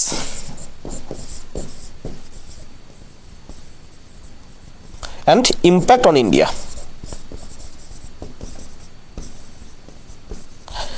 এটা ভারতবর্ষের ক্ষেত্রে কিভাবে প্রভাব পড়বে, এটার এক্সাম্পল আমি দিচ্ছি। রিসেন্টলি আমরা যদি লাস্ট 6 মাস 7 মাস ধরে যদি দেখি, one thing that has come again and again resurfaced, that is Bangladeshi coup. বাংলাদেশে তোমরা সকলেই জানো শেখ হাসিনা সরকার যেটা আছে সেটাকে স্টুডেন্ট প্রোটেস্টের মাধ্যমে তাড়িয়ে দেওয়া হয়েছে। শেখ হাসিনা তারপর ভারতবর্ষে চলে এসেছে। এখন বাংলাদেশে একটা অস্থিরতা চলছে, এটা বাংলাদেশের ইন্টারনাল ইভেন্ট, ডেফিনেটলি বাংলাদেশের অভ্যন্তরীণ একটা ব্যাপার। কিন্তু এই বিষয়টা আমাদের ইন্টারেস্ট, ভারতবর্ষের ইন্টারেস্ট যেটা আছে সেই ইন্টারেস্টটাকে কন্টিনিউয়াসলি প্রভাবিত করছে। সো এটা ভারতবর্ষের যে ইন্টারেস্ট রয়েছে বা ভারতবর্ষের যে স্বার্থ রয়েছে সেটাকে কন্টিনিউয়াসলি প্রভাবিত করছে। এই বিষয়টা আমরা কিসে দেখবো? এই বিষয়টা আমরা দেখবো ইন্টারন্যাশনাল রিলেশনশিপের ক্ষেত্রে। বাংলাদেশের যে সরকার পরিবর্তন হয়েছে এটা ভারতবর্ষের সাথে কিভাবে প্রভাবিত করবে? কারণ ভারতবর্ষের সাথে বাংলাদেশের কিছু হচ্ছে ডিল হওয়ার কথা ছিল, সেই ডিলগুলো এখন একটা হল্টে চলে এসেছে। ফার্স্ট থিং হচ্ছে এটা ডিপ্লোম্যাটিক একটা ক্রাইসিস তৈরি হয়েছে। বাংলাদেশ বলছে শেখ হাসিনাকে ফেরত পাঠাও, ভারত বলছে শেখ হাসিনাকে ফেরত পাঠাবো না, ডিপ্লোম্যাটিক ক্রাইসিস। 3 নম্বর জিনিস, শেখ হাসিনা যাওয়ার সাথে সাথে বাংলাদেশে যে হচ্ছে সন্ত্রাসী যে কার্যকলাপ আছে সেটার গতিবিধি বৃদ্ধি পেয়েছে, এটা একটা। 4 নম্বর জিনিস আমরা দেখছি হচ্ছে বর্ডার যে আছে, বর্ডার এলাকায় হচ্ছে টেনশনের ব্যাপারটা অনেকটা বেড়েছে এবং সেখান থেকে বর্ডার যে ক্রসিংয়ে যে ব্যাপারটা আছে ইললিগাল মাইগ্রেশন, সেই বিষয়টা কন্টিনিউয়াসলি হচ্ছে। 5 নম্বর, বাংলাদেশে হিন্দুদের উপর টর্চার হচ্ছে। এই টর্চারটা যদি হয় সেই হিন্দুরা ভারতে প্রবেশ করবে এবং ভারতে যখন প্রবেশ করবে শুধুমাত্র ভারতের এটা হচ্ছে সিকিউরিটিগত চ্যালেঞ্জ না, একই সাথে ভারতের ইকোনমিক চ্যালেঞ্জ হিসেবে চলে আসবে। তো একটা দেশের যে অবস্থা, একটা দেশের পলিসি, একটা দেশের ঘটনা, সেটা ভারতের হিত বা ভারতের যে আমাদের স্বার্থ আছে সেটাকে কিভাবে প্রভাবিত করছে, এই বিষয়টা আমরা ইন্টারন্যাশনাল রিলেশনশিপের আন্ডারে দেখব। এবং 4 নম্বর যেটা দেখব, গ্লোবাল যে এগ্রিমেন্টগুলো আছে সেগুলো দেখব। গ্লোবাল গ্রুপ যেগুলো আছে, ইন্টারন্যাশনাল গ্রুপ যেগুলো আছে, ঠিক আছে, অথবা এগ্রিমেন্ট যেগুলো আছে যেগুলো ভারত রিলেটেড কোনোভাবে, সেই বিষয়গুলো আমরা এটার আন্ডারে দেখবো। এবং এটা মেনলি কারেন্ট অ্যাফেয়ার্স স্পেসিফিক হয়। কারেন্ট অ্যাফেয়ার্সে যদি দেখো কোনো একটা হচ্ছে গ্লোবাল গ্রুপিং হয়েছে, সেই গ্রুপে হচ্ছে ইন্ডিয়া মানে খুব পার্টিসিপেট করছে, India is participating very much in that particular group, তাহলে তুমি ধরে নাও এই কোশ্চেনটা আসবে। যেমন কোয়াড যখন আসলো, কোয়াড যেই বছর এসেছিল সেই বছরই ইউপিএসসি কোয়াড সম্বন্ধে কোশ্চেন দিয়ে দিয়েছে। এই বছর যেমন ব্রিক্স চলছে, ব্রিক্স বলছে হচ্ছে ডলারাইজেশন করবে। বর্তমানে গোটা বিশ্বে যে রাজনীতি হয়, বিশ্বে যে হচ্ছে অর্থনীতি হয়, যে ব্যবসা বাণিজ্য হয়, সেই ব্যবসা বাণিজ্য হচ্ছে আমেরিকার যে ডলার আছে, আমেরিকার ডলারের উপর ভিত্তি করে হয়। এখন ব্রিক্স যে কান্ট্রিগুলো আছে, ব্রিক্স হচ্ছে একটা বলতে পারো কিছু দেশের হচ্ছে একটা হচ্ছে গ্রুপ ব্রিক্স, G7 বদলে এসেছে ব্রাজিল, রাশিয়া, ইন্ডিয়া, চায়না, ঠিক আছে, অ্যান্ড সাউথ আফ্রিকা। এই দেশগুলো এখন চাচ্ছে ডলারটাকে সরিয়ে দিয়ে নিজেদের একটা কারেন্সি নিয়ে আসতে এবং সেই কারেন্সির উপর ভিত্তি করে তারা ব্যবসা করতে চাচ্ছে। এখন ব্রিক্সটা এই কারণের জন্য প্রচন্ড পরিমাণে নিউজের মধ্যে আছে। তো ব্রিক্স আমাদের কোশ্চেনের মধ্যে চলে আসতে পারে, আসার সম্ভাবনা বেশি। তো এই টাইপের জিনিসগুলো দেখতে হবে যে কোন ঘটনা ঘটছে। যেমন বাংলাদেশ নিয়ে এই বছর ইউপিএসসিতে কোশ্চেন আসবে, মানে 25-এ বাংলাদেশ নিয়ে ইউপিএসসিতে কোশ্চেন আসার বিরাট চান্স আছে। এটা বাংলাদেশের সাথে যে ধরনের টেনশন সিচুয়েশন চলছে, বিরাট চান্স আছে বাংলাদেশ নিয়ে কোশ্চেন আসবে। হয় হচ্ছে ইন্টারন্যাশনাল রিলেশনশিপে আসবে অথবা ইন্টারনাল সিকিউরিটিতে আসবে, বাট আসবে বাংলাদেশ নিয়ে কোশ্চেনটা কনফার্ম, ঠিক আছে। যেমন হচ্ছে আমরা মায়ানমারে রিসেন্টলি দেখতে পাচ্ছি, মায়ানমারে যে হচ্ছে রাখাইন স্টেট যেখানে আছে, যেখানে রোহিঙ্গা মুসলিম যারা ছিল তাদেরকে যেখান থেকে তাড়িয়ে দেওয়া হয়েছে, যে মানে হচ্ছে মানে মানব ইতিহাসের মধ্যে সবচেয়ে বড় পারসিকিউশনদের মধ্যে একটা রোহিঙ্গা পারসিকিউশন। তো সেখানে হচ্ছে আরাকান আর্মি আবার দখল করে নিয়েছে। তো এই আরাকান আর্মি যে সেই জায়গাটা দখল করেছে, এটার ডাইরেক্টলি ইম্প্যাক্ট ভারতের সাথে আছে। তো এটা ভারতকে কিভাবে প্রভাবিত করবে, এই বিষয়টা আমাদের করতে হবে। তো এই টাইপের টপিকসগুলো আমাদের এই পয়েন্ট অফ ভিউ থেকে আমাদের করতে হবে, ঠিক আছে। এবং একইভাবে আমেরিকার ইলেকশন রিসেন্টলি হয়েছে। তো দেখো আমেরিকান ইলেকশন থেকে পলিটির কোশ্চেন, আমেরিকার ইলেকশন কি হয়, আমেরিকার প্রেসিডেন্সিয়াল ইলেকশন হয়, ঠিক আছে। এখন আমাদের কোশ্চেন আসতেই পারে পলিটিতে ডাইরেক্টলি যে আমেরিকার প্রেসিডেন্টের যে ইলেকশন হচ্ছে, এই ইলেকশনের প্রসেসটা কি, ঠিক আছে, এবং এই ইলেকশন এবং ভারতের প্রেসিডেন্টের ইলেকশনের মধ্যে ডিফারেন্স কি আছে। পলিটির কোশ্চেন, আমেরিকার ইলেকশন হচ্ছে, সেই ইলেকশনের ওদের সংবিধানের প্রসেস কি আছে, সেই প্রসেসটা আমরা পড়তে হবে এবং ভারতের সংবিধানে প্রেসিডেন্টের ইলেকশন সম্বন্ধে কি প্রসেস বলছে সেটার সাথে কম্পেয়ার করে আমাদের অ্যান্সার লিখতে হবে। এই টাইপের কোশ্চেন ইউপিএসসি বহুবার দিয়েছে, ঠিক আছে। এটা গেল আমার GS paper 2, okay.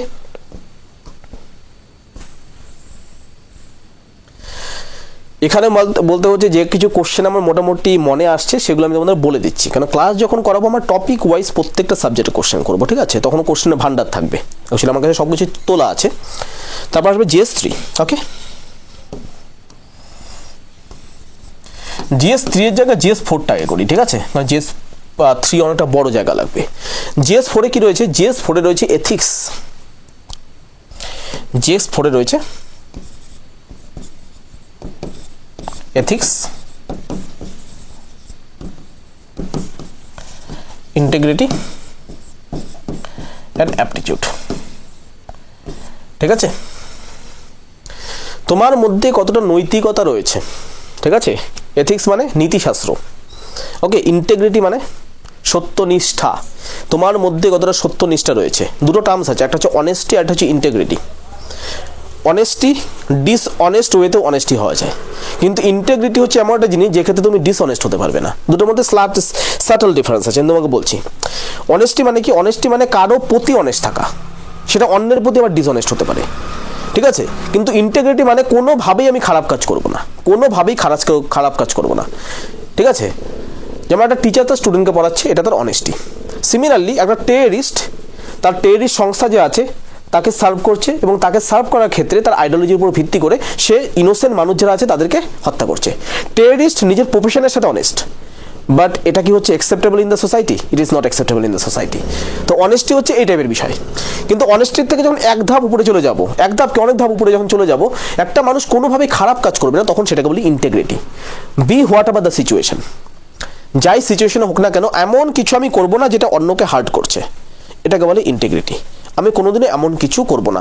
Highest form of honesty যেটা আছে সেটাকে বলা হচ্ছে integrity.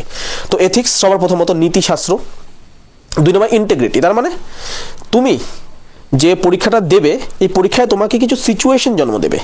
They will create some hypothetical situation, they will put you into some hypothetical situation. একটা প্যাসেজ দিয়ে দিবে, তোমার একটা সিচুয়েশনের মধ্যে রাখবে, সেই সিচুয়েশনে এখন তোমাকে অ্যান্সার করতে হবে ওই সিচুয়েশনে তুমি থাকলে কি করবে। তো তোমার কি কি চেক করবে তারা? তোমার ইন্টেগ্রিটি, সত্যনিষ্ঠা চেক করবে তারা, ঠিক আছে? এবং একইভাবে তোমার অ্যাপটিটিউড, ঠিক আছে? অ্যাপটিটিউড মানে কি? অ্যাপটিটিউড মানে প্রি রিকোয়ার্ড নলেজ, আগে থেকেই তোমার যে নলেজটা ছিল, সহজাত জ্ঞান, ঠিক আছে? সহজাত জ্ঞান ছিল, সেটা তোমার ট্রাই করবে যে তুমি সেই জায়গায় তোমার মাইন্ডটা কি করে অ্যাপ্লিকেশন করবে, তোমার অ্যাপ্লাই করবে, এই বিষয়টা চেক করবে।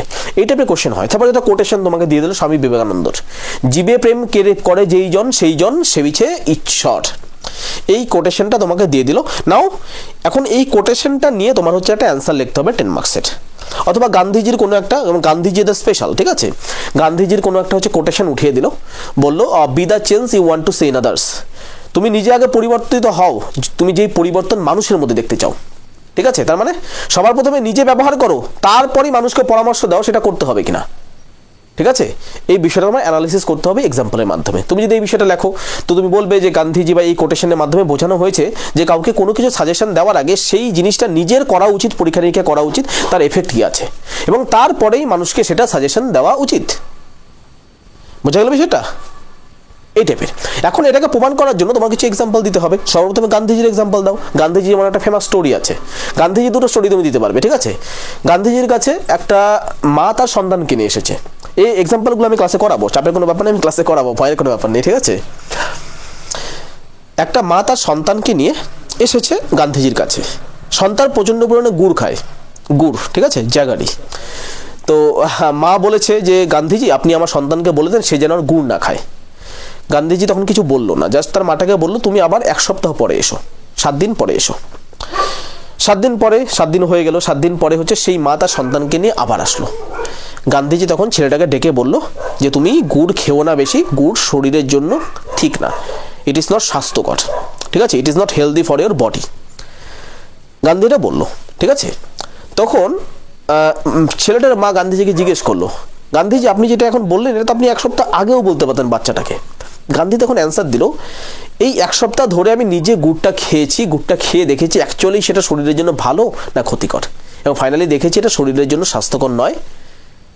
তাই আমি নিজে টেস্ট করার পরেই তাকে আমি গুড়টাকে খাওয়ার জন্য বারণ করছি, ঠিক আছে? এরকম এক্সাম্পল তোমার দিতে হবে।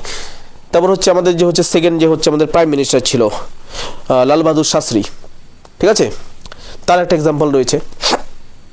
আমেরিকা থেকে হচ্ছে একটা PL-40 নামে একটা হচ্ছে হেল্প আসতো আমাদের, আমরা যখন স্বাধীনতা পেয়েছিলাম না, মানে ভারত একটা দরিদ্র দেশ, ব্রিটিশরা সব কিছু লুট করে নিয়ে গেছে, নিজেদের খাবার জন্য আমাদের হচ্ছে ভুট্টা, গম নেই, চাল নেই। তো আমেরিকা হচ্ছে যে ডেভেলপিং কান্ট্রিগুলো যা আছে সেগুলোর উপর নিজের হচ্ছে ডমিনেন্সটাকে, প্রভাবটাকে রাখার জন্য তাদেরকে একটা ফুড অ্যাসিস্ট্যান্স দিত, মানে সেটার আন্ডারে গম আসতো PL-40 নামে, ঠিক আছে? তো সেই সময় আমেরিকা ভিয়েতনামে আক্রমণ করে। এই ভিয়েতনামে আক্রমণ যখন করে, আমাদের পশ্চিমবঙ্গের যারা হচ্ছে কমিউনিস্ট পার্টি আছে তারা হচ্ছে একটা স্লোগান দিয়েছিল, আমার নাম তোমার নাম ভিয়েতনাম ভিয়েতনাম। তো সেই সময়টাতে ভিয়েতনামে যখন আমেরিকা আক্রমণ করে, লাল বাহাদুর শাস্ত্রীর সঙ্গে সঙ্গে আমেরিকার যে আক্রমণটাকে আছে এই আক্রমণটাকে সমালোচনা করেছিল। সমালোচনা করার ফলে আমেরিকা যে PL-40 মাধ্যমে যে আমাদের যে খাদ্য দ্রব্য যে রপ্তানি করতো বা দিত ফ্রিতে, এটা বন্ধ করে দেয়। তো ফলে ভারতবর্ষে একটা খাদ্য সংকট দেখা যায়। তখন লাল বাহাদুর শাস্ত্রী দেশকে ঘোষণা করেছিল যে আমরা সবাই সপ্তাহে একদিন করে না খেয়ে থাকবো, সপ্তাহে একদিন করে না খেয়ে থাকবে, এটা লাল বাহাদুর শাস্ত্রী ঘোষণা করেছিল। কিন্তু ঘোষণা করার আগে 1 মাস ধরে নিজে তার পরিবার সমেত, তার সন্তান সমেত সপ্তাহে একদিন করে না খেয়ে প্র্যাকটিস করে দেখছিল যে সত্যি সপ্তাহে একদিন করে না খেয়ে থাকা যায় কিনা। প্র্যাকটিস করেছে 1 মাস ধরে, দেখেছে অ্যাকচুয়ালি একদিন না খেয়ে থাকা যায়। তারপরে গোটা দেশবাসীকে বলেছে যে তোমরাও না খেয়ে থাকো। তো আমাদের সেই সময়কার লিডার এই ধরনের ছিল, আজকের মতো না, ঠিক আছে? খুব মহান মহান লোক ছিল এরা। তো এই টাইপের এক্সাম্পল তোমার দিয়ে হচ্ছে স্টেটমেন্টটাকে প্রমাণ করতে হবে। যেমন একটা কোশ্চেন এসেছিল ইউপিএসসিতেই, এটাও ইউপিএসসিতে এসেছিল, ঠিক আছে? আমি যেটা বললাম, যেমন একটা এথিক্সে কোশ্চেন এসেছিল, যদি তুমি কোনো একটা কাজ, সেটার ফল যদি ভালো হয়, সেটার মোটিভ বা তোমার ইন্টেনশন যদি ভালো হয়, ঠিক আছে? কোনো একটা কাজ যদি করো এবং সেটা ভালোর জন্য যদি করো, এবং সেই কাজটা করার সময় তোমার যদি খারাপ পন্থা গ্রহণ করতে হয়, তবুও সেই কাজটা ভালোই থেকে যায় বা সেই পথটাও ভালো থেকে যায়। এই টাইপের একটা কোশ্চেন এসেছিল, ঠিক আছে? তো এই টাইপের কোশ্চেন আসবে, তোমার অ্যান্সার করতে হবে, ঠিক আছে? এরকম ইয়ে দিয়ে দিবে, ঠিক আছে? কোটেশন দিয়ে দিবে। এবং আরেকটা আসবে যে বলতে পারো হচ্ছে একটা তোমাকে স্টোরি দিয়ে দিবে। ধরো তোমাকে একটা স্টোরি দিয়ে দিল, বললো তুমি হচ্ছে ইউপিএসসি ইন্টারভিউয়ের দিকে যাচ্ছ, ইন্টারভিউ যাওয়ার সময় তুমি দেখলে রাস্তার মধ্যে একটা লোক অ্যাক্সিডেন্ট হয়ে পড়ে আছে, আশেপাশে কেউ নেই, ঠিক আছে? তুমি এখন কি করবে? আর তোমার ইন্টারভিউ 1/2 ঘন্টার মধ্যে শুরু হবে, ঠিক আছে? কিন্তু এখানে আশেপাশে কোনো হাসপাতাল নেই, লোকটাকে হাসপাতাল নিতে নিতে তোমার 1/2 ঘন্টার উপরে সময় চলে যাবে। তুমি এই মুহূর্তে তুমি কি করবে? তোমাকে এরকম একটা সিচুয়েশনের মধ্যে ফেলে দিল, তারপর তোমার সিচুয়েশনটা হ্যান্ডেল করতে হবে, ঠিক আছে? এটাকে বলে কেস স্টাডিজ। এই টাইপের কোশ্চেন এটার আন্ডারে আসবে সিস্যাট, ঠিক আছে? সরি সিস্যাট বলি কেন, এথিক্স, ইন্টিগ্রিটি, অ্যাপটিটিউড, এবং আসে মোটামুটি মার্কস এটাতেও ভালো আসে। ঈশ্বর করে যদি ভালো মতো লিখতে পারো 130-এর মতো পাওয়া যায়, ঠিক আছে? 130-এর মতো উঠে যায়। 110 থেকে 130 তুমি এক্সপেক্ট করে নাও, ঠিক আছে? জেনারেলি ইউপিএসসি জিএস যে পেপারগুলো আছে সেগুলোতে হচ্ছে মোস্ট অফ দ্য স্টুডেন্টের যেই মার্কসটা আছে সেটা হচ্ছে 100 থেকে 110, ঠিক আছে? এই টাইপের হচ্ছে এগুলো আসে, ঠিক আছে?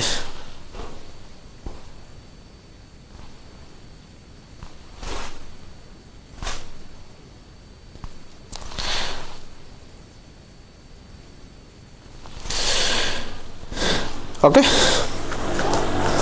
এটুকু নিয়ে কোনো ডাউট আছে কারো? আগে এটুকু নিয়ে ডাউট আছে কিনা বলো, তারপর আমি জিএস 3টা শুরু করছি। কারো কোনো ডাউট আছে এটুকু নিয়ে? Please tell me, does anybody have any doubt? এটুকু নিয়ে কারো কোনো ডাউট রয়েছে? ডাউট থাকলে আমাকে বলো আগে।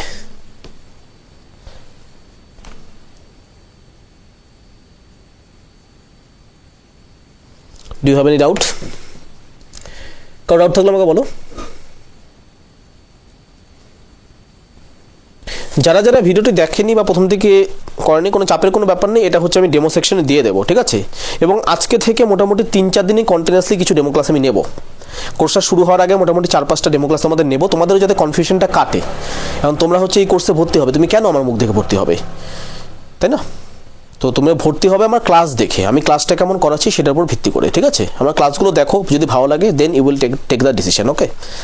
এবং মোট কথা হচ্ছে তোমাদের যেই কোর্স ফিতে আমি করাচ্ছি, এর আগে আমাদের কোর্স ফি অনেক বেশি ছিল, ওকে? তো যেই কোর্স ফিতে করাচ্ছি তোমাদের ইউপিএসসি বই কিনতে থেকে ডবল খরচা হয়ে যাবে। এবং এখানে পড়লে তোমার বইয়ের কোনো ব্যাপার নেই, বই কিনতে হবে না এক্সট্রা করে। আমি ক্লাসে নোট যেটা দেবো সেটা সাফিসিয়েন্ট, আমার ক্লাস ঠিকঠাক যদি করো মোর দ্যান সাফিসিয়েন্ট। আর কোনো কিছু যদি মনে হয় এক্সট্রা করে জানতে ইচ্ছা করে নেট সার্চ করবে, নেটে পিডিএফ, প্রথমত পিডিএফ পাওয়া যায় প্রত্যেকটা বইয়ের, এবং নেট সার্চ করে এখন সবই পাওয়া যায়, হাতে তো মোবাইল থাকেই আমাদের এখন। How to handle wrong people, এটা বাপ্পা তুমি আমাকে অন্য সময় এসএমএস করে বলে দেবো, আই হ্যাভ নো ইস্যু, ঠিক আছে? এই মুহূর্তে বেকার টাইম পাস হবে, ঠিক আছে? আমাকে কল করো বাপ্পা, সমস্যা নেই।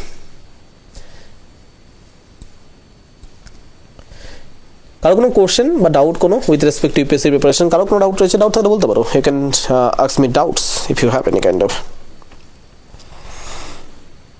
সাম students are continuously calling me, তারা অ্যাপসের মধ্যে ঢুকেছে বাট তারা বুঝতে পারছে না যে কী করে করতে হবে। কি বলবো আর, এটুক তো অ্যাপসটা ইউজ করা তো শিখতে হবে, কালকে ফোন করতে হবে তাদের।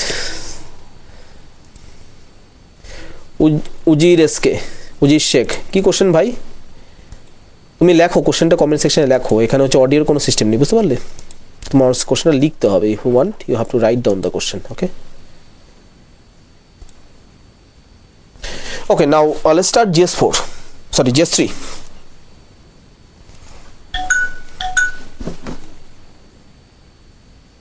এর সাবজেক্টিভই হবে ক্লাস, এখানে ডেসক্রিপটিভে তুমি অ্যান্সার লেখানো শেখানো হবে, তুমি চাপ নিও না। ইউপিএসসি যা যা রিকোয়ারমেন্ট আছে সবগুলোই হবে, ঠিক আছে? প্রত্যেকটা সাবজেক্ট ওয়াইজ হবে এবং প্রত্যেকটা সাবজেক্টিভ ক্লাসই হবে। তোমাকে অ্যান্সার রাইটিং শেখানো হবে ক্লাসে, হাতে ধরে শেখানো হবে কী করে লিখতে হবে, কোন সিচুয়েশনে আমাদের ব্রেনস্টর্মিং কী করে করতে হবে। সাপোজ তুমি এটা কোনো টপিক্স পড়েছো, বাট যেটুকু পড়েছো সেটার উপর ভিত্তি করে তোমার অ্যান্সার রাইটিং হচ্ছে না, তখন ব্রেনস্টর্মিং কী করে করতে হবে, তোমার তো অ্যান্সার তো লিখে আসতে হবে, ছেড়ে তো আসতে পারবে না, এই বিষয়টা এখানে হয়ে যাবে, ঠিক আছে?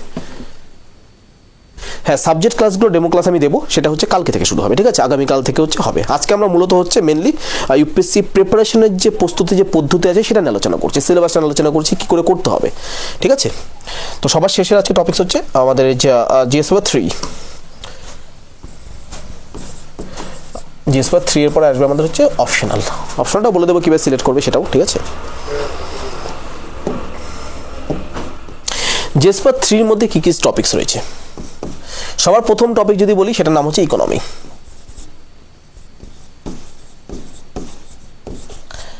ইকোনমি সম্বন্ধে মোস্ট ইম্পর্টেন্ট ফ্যাক্টর যেটা আছে, you have to be very updated with the current affairs. Most of the question current affairs থেকে হবে, ঠিক আছে? কারেন্ট অ্যাফেয়ার্স থেকেই হবে, ঠিক আছে? কারেন্ট অ্যাফেয়ার্স থেকেই কোশ্চেন হবে। যেমন রিসেন্টলি একটা কোশ্চেন করেছিল হচ্ছে জিডিপি নিয়ে। জিডিপির হচ্ছে ম্যাথোডোলজির মধ্যে কী কী পরিবর্তন এসেছে। 2014 সালের আগে জিডিপির ম্যাথোডোলজি কি, মানে জিডিপি ক্যালকুলেশনের ক্ষেত্রে কী ম্যাথোডোলজি ছিল, কী মাধ্যম ছিল, কী প্রক্রিয়া ছিল, এবং তারপরে কী প্রক্রিয়া আছে, ডিফারেন্সটা দেখাও। এটা স্ট্যাটিকের মধ্যে হয়ে যায়, ঠিক আছে? তারপর ন্যাশনাল ইনকাম নিয়ে একটা কোশ্চেন এসেছিল যে হচ্ছে পটেনশিয়াল জিডিপি বলতে কী বুঝি, এই টাইপের কোশ্চেন আসতে পারে, ঠিক আছে? আর সবচেয়ে কম যদি মার্কস আসে এই টপিক্সটাতে, সবচেয়ে কম মার্কস আসে জিএস 3-তে, সবার সবচেয়ে কম মার্কস আসে, এবং তার জন্য মূলত দায়ী হচ্ছে ইকোনমির জন্য মেনলি হচ্ছে মার্কস কম আসে জিএস 3-তে, ঠিক আছে? মূলত ইকোনমি। তারপর আসে জিএস 3 ইকোনমির পরে আসবে হচ্ছে আমাদের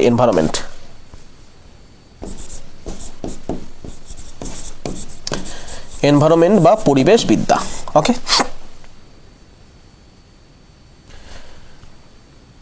এটা কি হলো আবার, আপ ডাউন করছে কেন?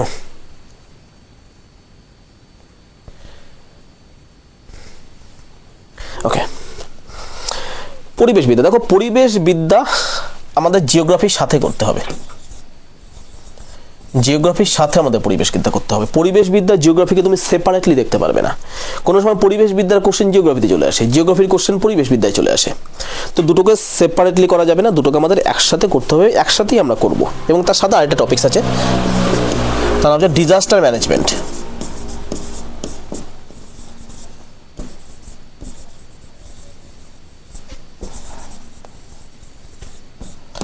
মানে বিপর্যয় মোকাবেলা। এনভায়রনমেন্ট, ডিজাস্টার ম্যানেজমেন্ট এবং জিওগ্রাফি, এই তিনটাকে 3 সিস্টার বলা হয়, ঠিক আছে? 3 সিস্টার ফ্রম সিঙ্গেল মাদার, একটা মায়ের 3টে সন্তান। তো 3টা সন্তানকে আমাদের একসাথে দেখতে হবে, এগুলোকে সেপারেটলি দেখতে পারবো না। আমরা ক্লাস করলে তোমরা বুঝতে পারবে বিষয়গুলো।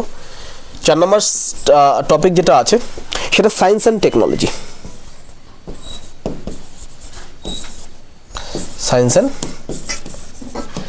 Technology, okay? Science and technology. Science and টেকনোলজির মধ্যে কী থাকে? মূলত টেকনোলজি পার্টটি হচ্ছে বেশি থাকে। আমি তো বলে দিচ্ছি, এক্সাম্পল হিসেবে আমি বলে দিচ্ছি, যেমন বায়োটেকনোলজি, বায়োটেক, ঠিক আছে? স্পেস টেকনোলজি, যেমন রিসেন্টলি বলা হচ্ছে স্পেস টেকনোলজির মধ্যে হচ্ছে ভারত হচ্ছে সূর্যের ওখানে একটা স্যাটেলাইট পাঠাবে, আদিত্য L1।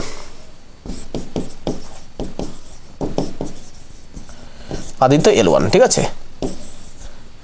আদিত্য L1 এর কেন পাঠাচ্ছে, এটার বৈশিষ্ট্য কি, এটা কি কালেক্ট করবে, ঠিক আছে? এই বিষয়গুলো সম্বন্ধে ইউপিএসসিতে কোশ্চেন আসতে পারে। বায়োটেকনোলজি বলতে, ঠিক আছে, বায়োলজিক্যাল টেকনোলজি, ঠিক আছে? এটার মধ্যে ভ্যাকসিন ডেভেলপমেন্ট আসতে পারে, ঠিক আছে? ভাইরাস জনিত কিছু ব্যাপারগুলো আসতে পারে। অথবা হচ্ছে তুমি হচ্ছে বিটি ব্রিঞ্জাল, বিটি কটন, বায়োটেকনোলজিক্যালি মডিফাইড কটন কী করে তৈরি করে, সেই বিষয়গুলো আসতে পারে। স্পেস টেকনোলজি আছে, ইনফরমেশন টেকনোলজি এটার আন্ডারে আছে।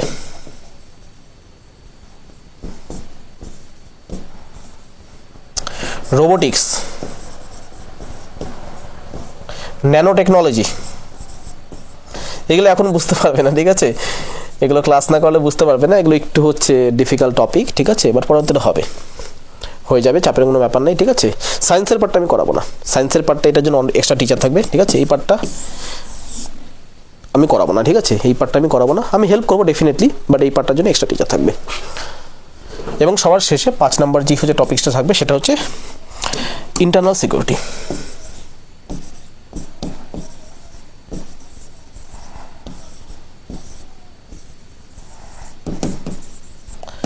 Internal security.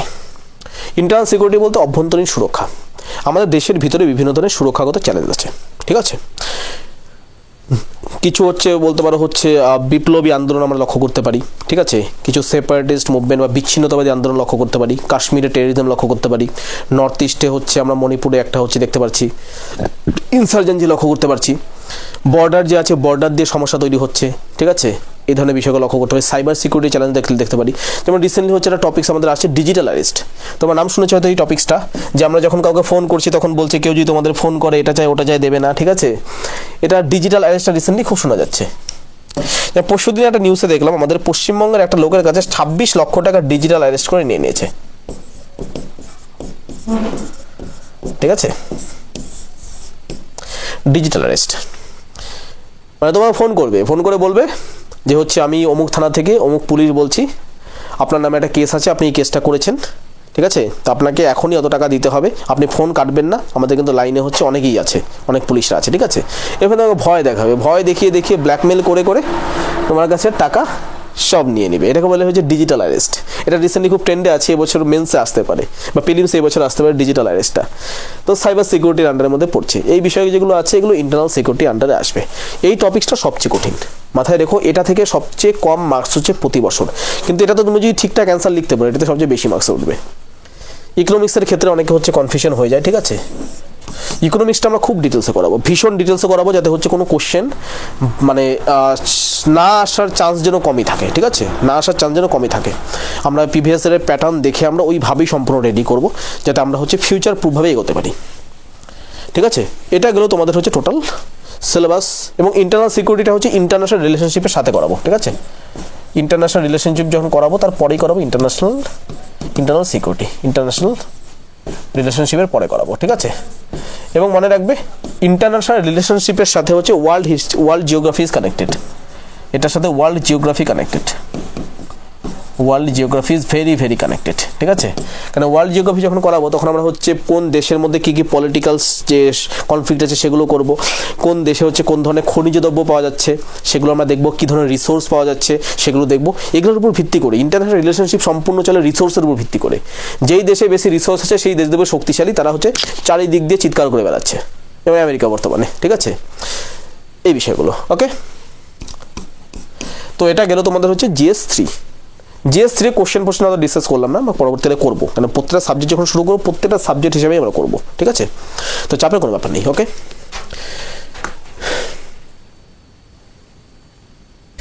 किसी का कोई शक আরো কোনো ডাউট আছে? ডাউট থাকলে আমাকে বলো। এরপরে যেটা আসবে সেটা হচ্ছে how to select optional.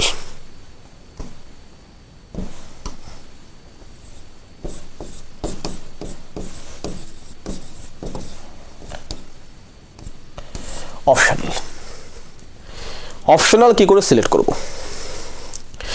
Optional সিলেকশনের ক্ষেত্রে সবচেয়ে গুরুত্বপূর্ণ যেই বিষয়টা থাকে তার নাম হচ্ছে cost benefit analysis.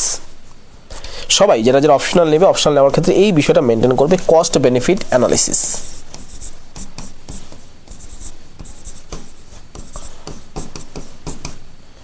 Cost benefit analysis অপশনালের ক্ষেত্রে কস্ট বেনিফিট অ্যানালিসিসটা সবার প্রথমে করবে, যে তোমার কতটা পড়তে হচ্ছে এবং সেই পড়ে তুমি কতটা আউটপুট পাচ্ছ এই বিষয়গুলো তোমাদের অ্যানালিসিস করতে হবে। সেগুলো কিসের উপর ভিত্তি করে পড়তে হবে?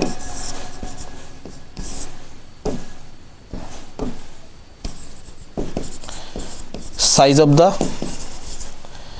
সিলেবাস, ঠিক আছে। প্রথমত সিলেবাসের সাইজটা কত বড়, ঠিক আছে। এই সিলেবাসটা স্ট্যাটিক না ডাইনামিক? স্ট্যাটিক বলতে যেটা 1 বছর পড়লে আমার 10 বছর হয়ে যাবে। যেমন ইতিহাস তুমি যদি একবার পড়ো তোমার পরবর্তী 2-3 বছর কোনো নোট করতে হবে না, বা পরে 10 বছর কোনো নোট করতে হবে না, কারণ ইতিহাস অত সহজে পরিবর্তন হয় না। কিন্তু একইভাবে তুমি যদি PSIR করো, political science and international relationship, তোমার প্রতি বছর হচ্ছে অ্যাড করতে হবে, কেন ইন্টারন্যাশনাল রিলেশনশিপ পলিটি প্রতি বছর চেঞ্জ হতে চলছে, কন্টিনিউয়াসলি চেঞ্জ হচ্ছে। তো এই বিষয়টা সবার প্রথমে লক্ষ্য করতে হবে, size of the syllabus static and dynamic. Syllabus কত বড় আছে, সেই সিলেবাসটা স্ট্যাটিক না ডাইনামিক? মানে ডাইনামিক বলতে যেটা ক্রমবর্ধমান পরিবর্তিত হচ্ছে। আর স্ট্যাটিক মানে যেটা সেম থাকছে, সব সময় সেম থাকছে, আজ থেকে 10 বছর পরেও সেম থাকবে। First things. 2 নাম্বার, মার্কস কতটা আসে, সেই সাবজেক্টটাতে মার্কস কতটা আসে। তুমি দেখবে যেই সাবজেক্টটা নেবে, তোমার যেটা নেওয়ার ইচ্ছা, তুমি দেখবে প্রিভিয়াস ইয়ারের টপার যারা আছে তারা মোটামুটি কিরকম মার্কস পেয়েছে, এভারেজে দেখবে। দেখবে না যে কেউ 350 পেয়েছে মানে তুমি ওটা দেখে লিখে নিয়ে নিলে যে একজন 350 পেয়েছে আমিও পাবো, না, তুমি এভারেজে দেখো, এভারেজে স্টুডেন্টদের মধ্যে মার্কস ডিস্ট্রিবিউশনটা কেমন হচ্ছে। 10টা স্টুডেন্ট ধরো, 10টা স্টুডেন্টের মধ্যে দেখো কিরকম মার্কস আসছে। যদি দেখো সেই সাবজেক্টের মার্কস মোটামুটি 290 থেকে 310-এর মধ্যে থাকে, বা 285 থেকে 310-এর মধ্যে থাকে এভারেজ মার্কস, তুমি সেই সাবজেক্টটা সিলেক্ট করে নিতে পারো। ঠিক আছে, ঠিক আছে, এটা মোটামুটি মিনিমাম হওয়া উচিত 290 বা 285 থেকে 310 যদি মোটামুটি অপশনালের ক্ষেত্রে আসে, মোর দ্যান সাফিসিয়েন্ট। 3 নাম্বার, অপশনালে যে কোশ্চেনগুলো আছে, কোশ্চেন লেভেল, কোশ্চেন স্ট্যান্ডার্ড, কোশ্চেনের মান কেমন, কোশ্চেনগুলো যেগুলো আসছে সেগুলো কি হচ্ছে অ্যানালিটিক আছে না হচ্ছে ডাইরেক্ট কোশ্চেন আসছে অথবা অ্যানালিটিক্যাল কোশ্চেন আসছে। ঠিক আছে, এবং কোশ্চেনের রিপিটেশন কতটা হচ্ছে, রিপিটেশন অফ দ্য কোশ্চেন কতটা রিপিটেশন হচ্ছে এটা। ঠিক আছে, ধরো কিছু সাবজেক্ট আছে যেমন ইতিহাস যেমন আমি অপশনালটা করাই। ঠিক আছে, ইতিহাসের ক্ষেত্রে 40 থেকে 50% কোশ্চেন রিপিটেশন হয়ে যায়, বা তার বেশি কোশ্চেন রিপিট হয়ে যায়। প্রিভিয়াস যদি 30-40 বছরের কোশ্চেন আমরা দেখি, তার মধ্যে মেজরিটি কোশ্চেন ইতিহাসে রিপিট হয়ে যায়। ঠিক আছে, একইভাবে কোশ্চেন রিপিট যেগুলো হবে না সেগুলো ডাইরেক্ট আসে, আর অ্যানালিটিক্যাল কোশ্চেনের পরিমাণ কম। ইতিহাসে অ্যানালিটিক্যাল কোশ্চেনের পরিমাণ কম, কিন্তু অন্যদিকে আদার সাবজেক্ট যদি দেখো, ইন্টারন্যাশনাল রিলেশনশিপ যদি দেখো, ঠিক আছে, সেগুলোতে অ্যানালিটিক্যাল কোশ্চেনের পরিমাণ বেশি। তো দেখতে হবে কোশ্চেনের স্ট্যান্ডার্ড কি আছে, কোশ্চেনের স্ট্যান্ডার্ড ম্যাটার করবে। ঠিক আছে, 4 নম্বর জিনিস দেখবে হচ্ছে জিএস এর সাথে কতটা মিল রয়েছে। ঠিক আছে, জিএস এর সাথে সিমিলারিটি,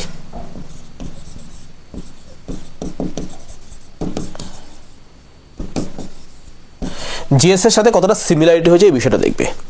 যেমন সাপোজ অ্যানথ্রোপোলজি একটা সাবজেক্ট রয়েছে, এটাতে মার্কস ভালো ওঠে, এটা অনেকটা কঠিন, এবং তার সাথে এটার সাথে জিএস এর কোনো সম্পর্ক নেই। তো অ্যানথ্রোপোলজি পড়লে পরে জিএস এর কোনো সেরকম সুবিধা কতটা হচ্ছে, কম পরিমাণে হবে। সোসাইটির ক্ষেত্রে কিছুটা পার্ট আছে, সোশ্যাল অ্যানথ্রোপোলজি এবং হিস্টোরিক্যাল কিছুটা পার্ট আছে, ওখানে কভার হবে, বাট সেগুলো ইউজলেস। ইতিহাস যদি নিয়ে নাও, ইতিহাসে যেমন হচ্ছে 70% ইতিহাস জিএস এবং অপশনালে সেম, 30% অপশনালের জন্য সেপারেটলি পড়তে হয়।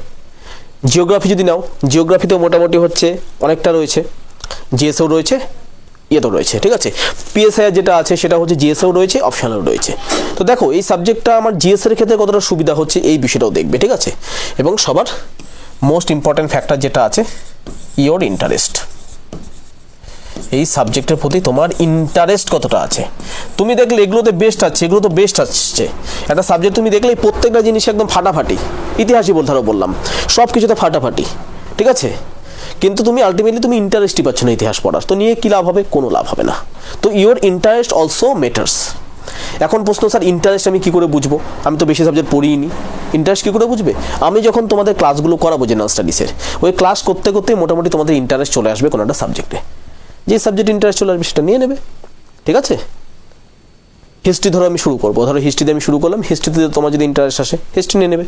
জিওগ্রাফি করলাম, জিওগ্রাফি দিয়ে যদি ইন্টারেস্ট আসে জিওগ্রাফি নিয়ে নেবে। সোসাইটি করলাম, সোশিওলজি নিয়ে নেবে যদি ইন্টারেস্ট আছে। যদি পলিটিক্যাল সায়েন্স দেখো বা হচ্ছে ইন্ডিয়ান পলিটি যেটা আছে সেটা যদি দেখো, তোমার ওটাতে ইন্টারেস্ট ওটা নিয়ে নেবে। ঠিক আছে, তোমার যেভাবে সুবিধা হয়। ওকে, তো ইন্টারেস্ট অলসো ম্যাটার্স। তো এই কটা প্যাটার্ন তুমি ফলো করতে পারো হচ্ছে অপশনাল চুজ করার ক্ষেত্রে। এই জিনিসগুলো তোমার মানে মাথায় রাখতে হবে। তুমি দেখবে তোমার কস্ট কতটা হচ্ছে, কস্ট মানে তোমার কত বেশি পড়তে হচ্ছে, এবং সেই পড়া অনুযায়ী তুমি বেনিফিট কি আসছে। এখানে কস্ট বলতে কিন্তু পয়সার কষ্ট আমি বলি না, যে কোর্স ফি লাগবে কতটা, ওটা না কিন্তু। ঠিক আছে, কস্ট মানে তুমি কতটা পড়বে, কতটা তোমার ওটার পিছনে সময় দিতে হবে, সময় অতিবাহিত করতে হবে, সময়ের কষ্টের কথা বলেছি, তোমার ব্রেন কষ্টের কথা বলেছি, এবং তার উপর ভিত্তি করে তুমি কতটা বেনিফিটস পাচ্ছ, তুমি কতটা সুবিধা পাচ্ছ, কতটা লাভ পাচ্ছ। এই বিষয়টাই হচ্ছে সবচেয়ে গুরুত্বপূর্ণ অপশনাল সিলেকশনের ক্ষেত্রে। বোঝা গেল? ম্যাথ সাবজেক্ট, ম্যাথ বলতে দেখো আমাদের সিস্যাটের ম্যাথ হবে, সিস্যাটের ম্যাথ তো সেই কঠিন না, সিস্যাটের যে ম্যাথ রিজনিং আছে সেটা অন্য স্যার নেবে। ঠিক আছে, সিস্যাটের ম্যাথ রিজনিং আমি নেবো না, ওটা অন্য স্যার নেবে, আমি হচ্ছে ইয়েটা নেব, সিস্যাটের যে রিডিং কম্প্রিহেনশন আছে ওটা আমি নেব। কেন ইউপিএসসিতে ম্যাথের ওই লেভেলটা নাই, ঠিক আছে, মোটামুটি এটা নর্মাল লেভেলে করলে পরেই হয়ে যায়। ওকে,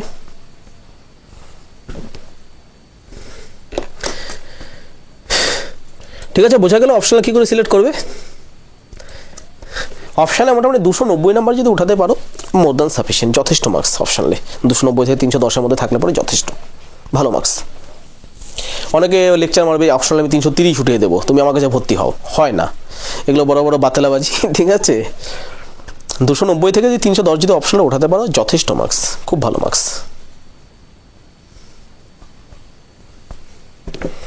300 মানে 60% অ্যারাউন্ড,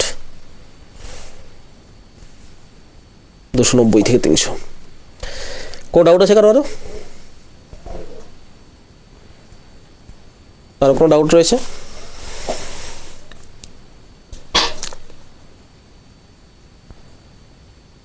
কারো কোনো ডাউট?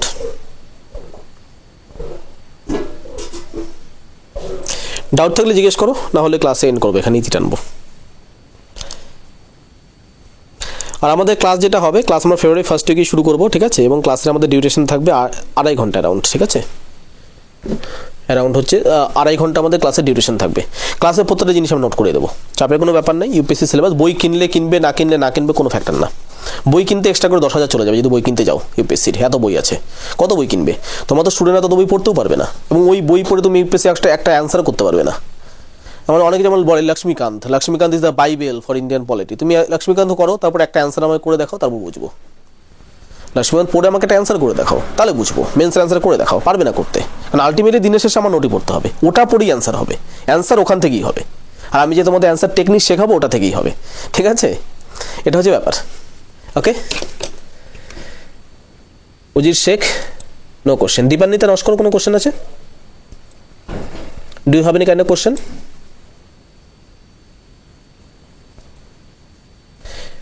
অনেকেই বুঝতেই পারে না লাইভটা কোত্থেকে হবে, কি বলবো। আর আমাকে মেসেজ করছে হোয়াটসঅ্যাপে, স্যার তো বুঝতেই পারছেন লাইভ কোত্থেকে হবে, আর কি, নাথিং টু সে।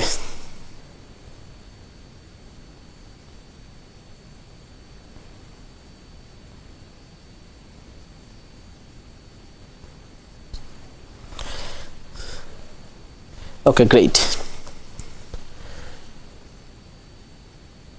হ্যাঁ, রুটিন সব প্রোভাইড করা হবে, নতুন ক্লাস যখন শুরু হবে রুটিন সব প্রোভাইড করা হবে। আমরা বলেও দেবো প্রথম থেকে কোন ধরনের ক্লাস আমরা শুরু করবো না করবো, টোটালটাই আমাদের বলা হবে, ঠিক আছে। তো আমরা আগামীকালও হচ্ছে 8টার সময় লাইভ আসবো। 8টার সময় আগামীকাল আমরা জিওগ্রাফি নিয়ে শুরু করবো। জিওগ্রাফি কোন টপিক্স করবো আমরা সেটাও বলে দিচ্ছি। জিওগ্রাফি একদিকে বলতে গেলে খুব ইজি, অন্যদিকে বলতে গেলে খুব কঠিন। মেজরিটি অফ দ্য স্টুডেন্ট বুঝতে পারে না যে অ্যাকচুয়ালি প্রসেসটা কি, ঠিক আছে, এটা মেজরিটি স্টুডেন্ট বুঝতে পারে না। আমরা হচ্ছে পরের দিন শুরু করবো, 3টা টপিক্স করাবো পরের দিন। এবং আমি একদম এটুকু আমার তরফ থেকে কনফার্মেশন দিচ্ছি, কারো যদি এই বিষয় নিয়ে আগে কোনোদিন যদি কনফিউশন থাকতো, কালকের পর থেকে কোনো কনফিউশন থাকবে না। 1 number topic origin of the earth, কারণ জিওগ্রাফির এটাই ফার্স্ট টপিকস হয় এবং এটা সায়েন্সের সাথে রিলেটেড, তো এটা অনেকে কনফিউশনের মধ্যে থাকে অ্যাকচুয়ালি কীভাবে জিনিসটা হচ্ছে। 2 নম্বর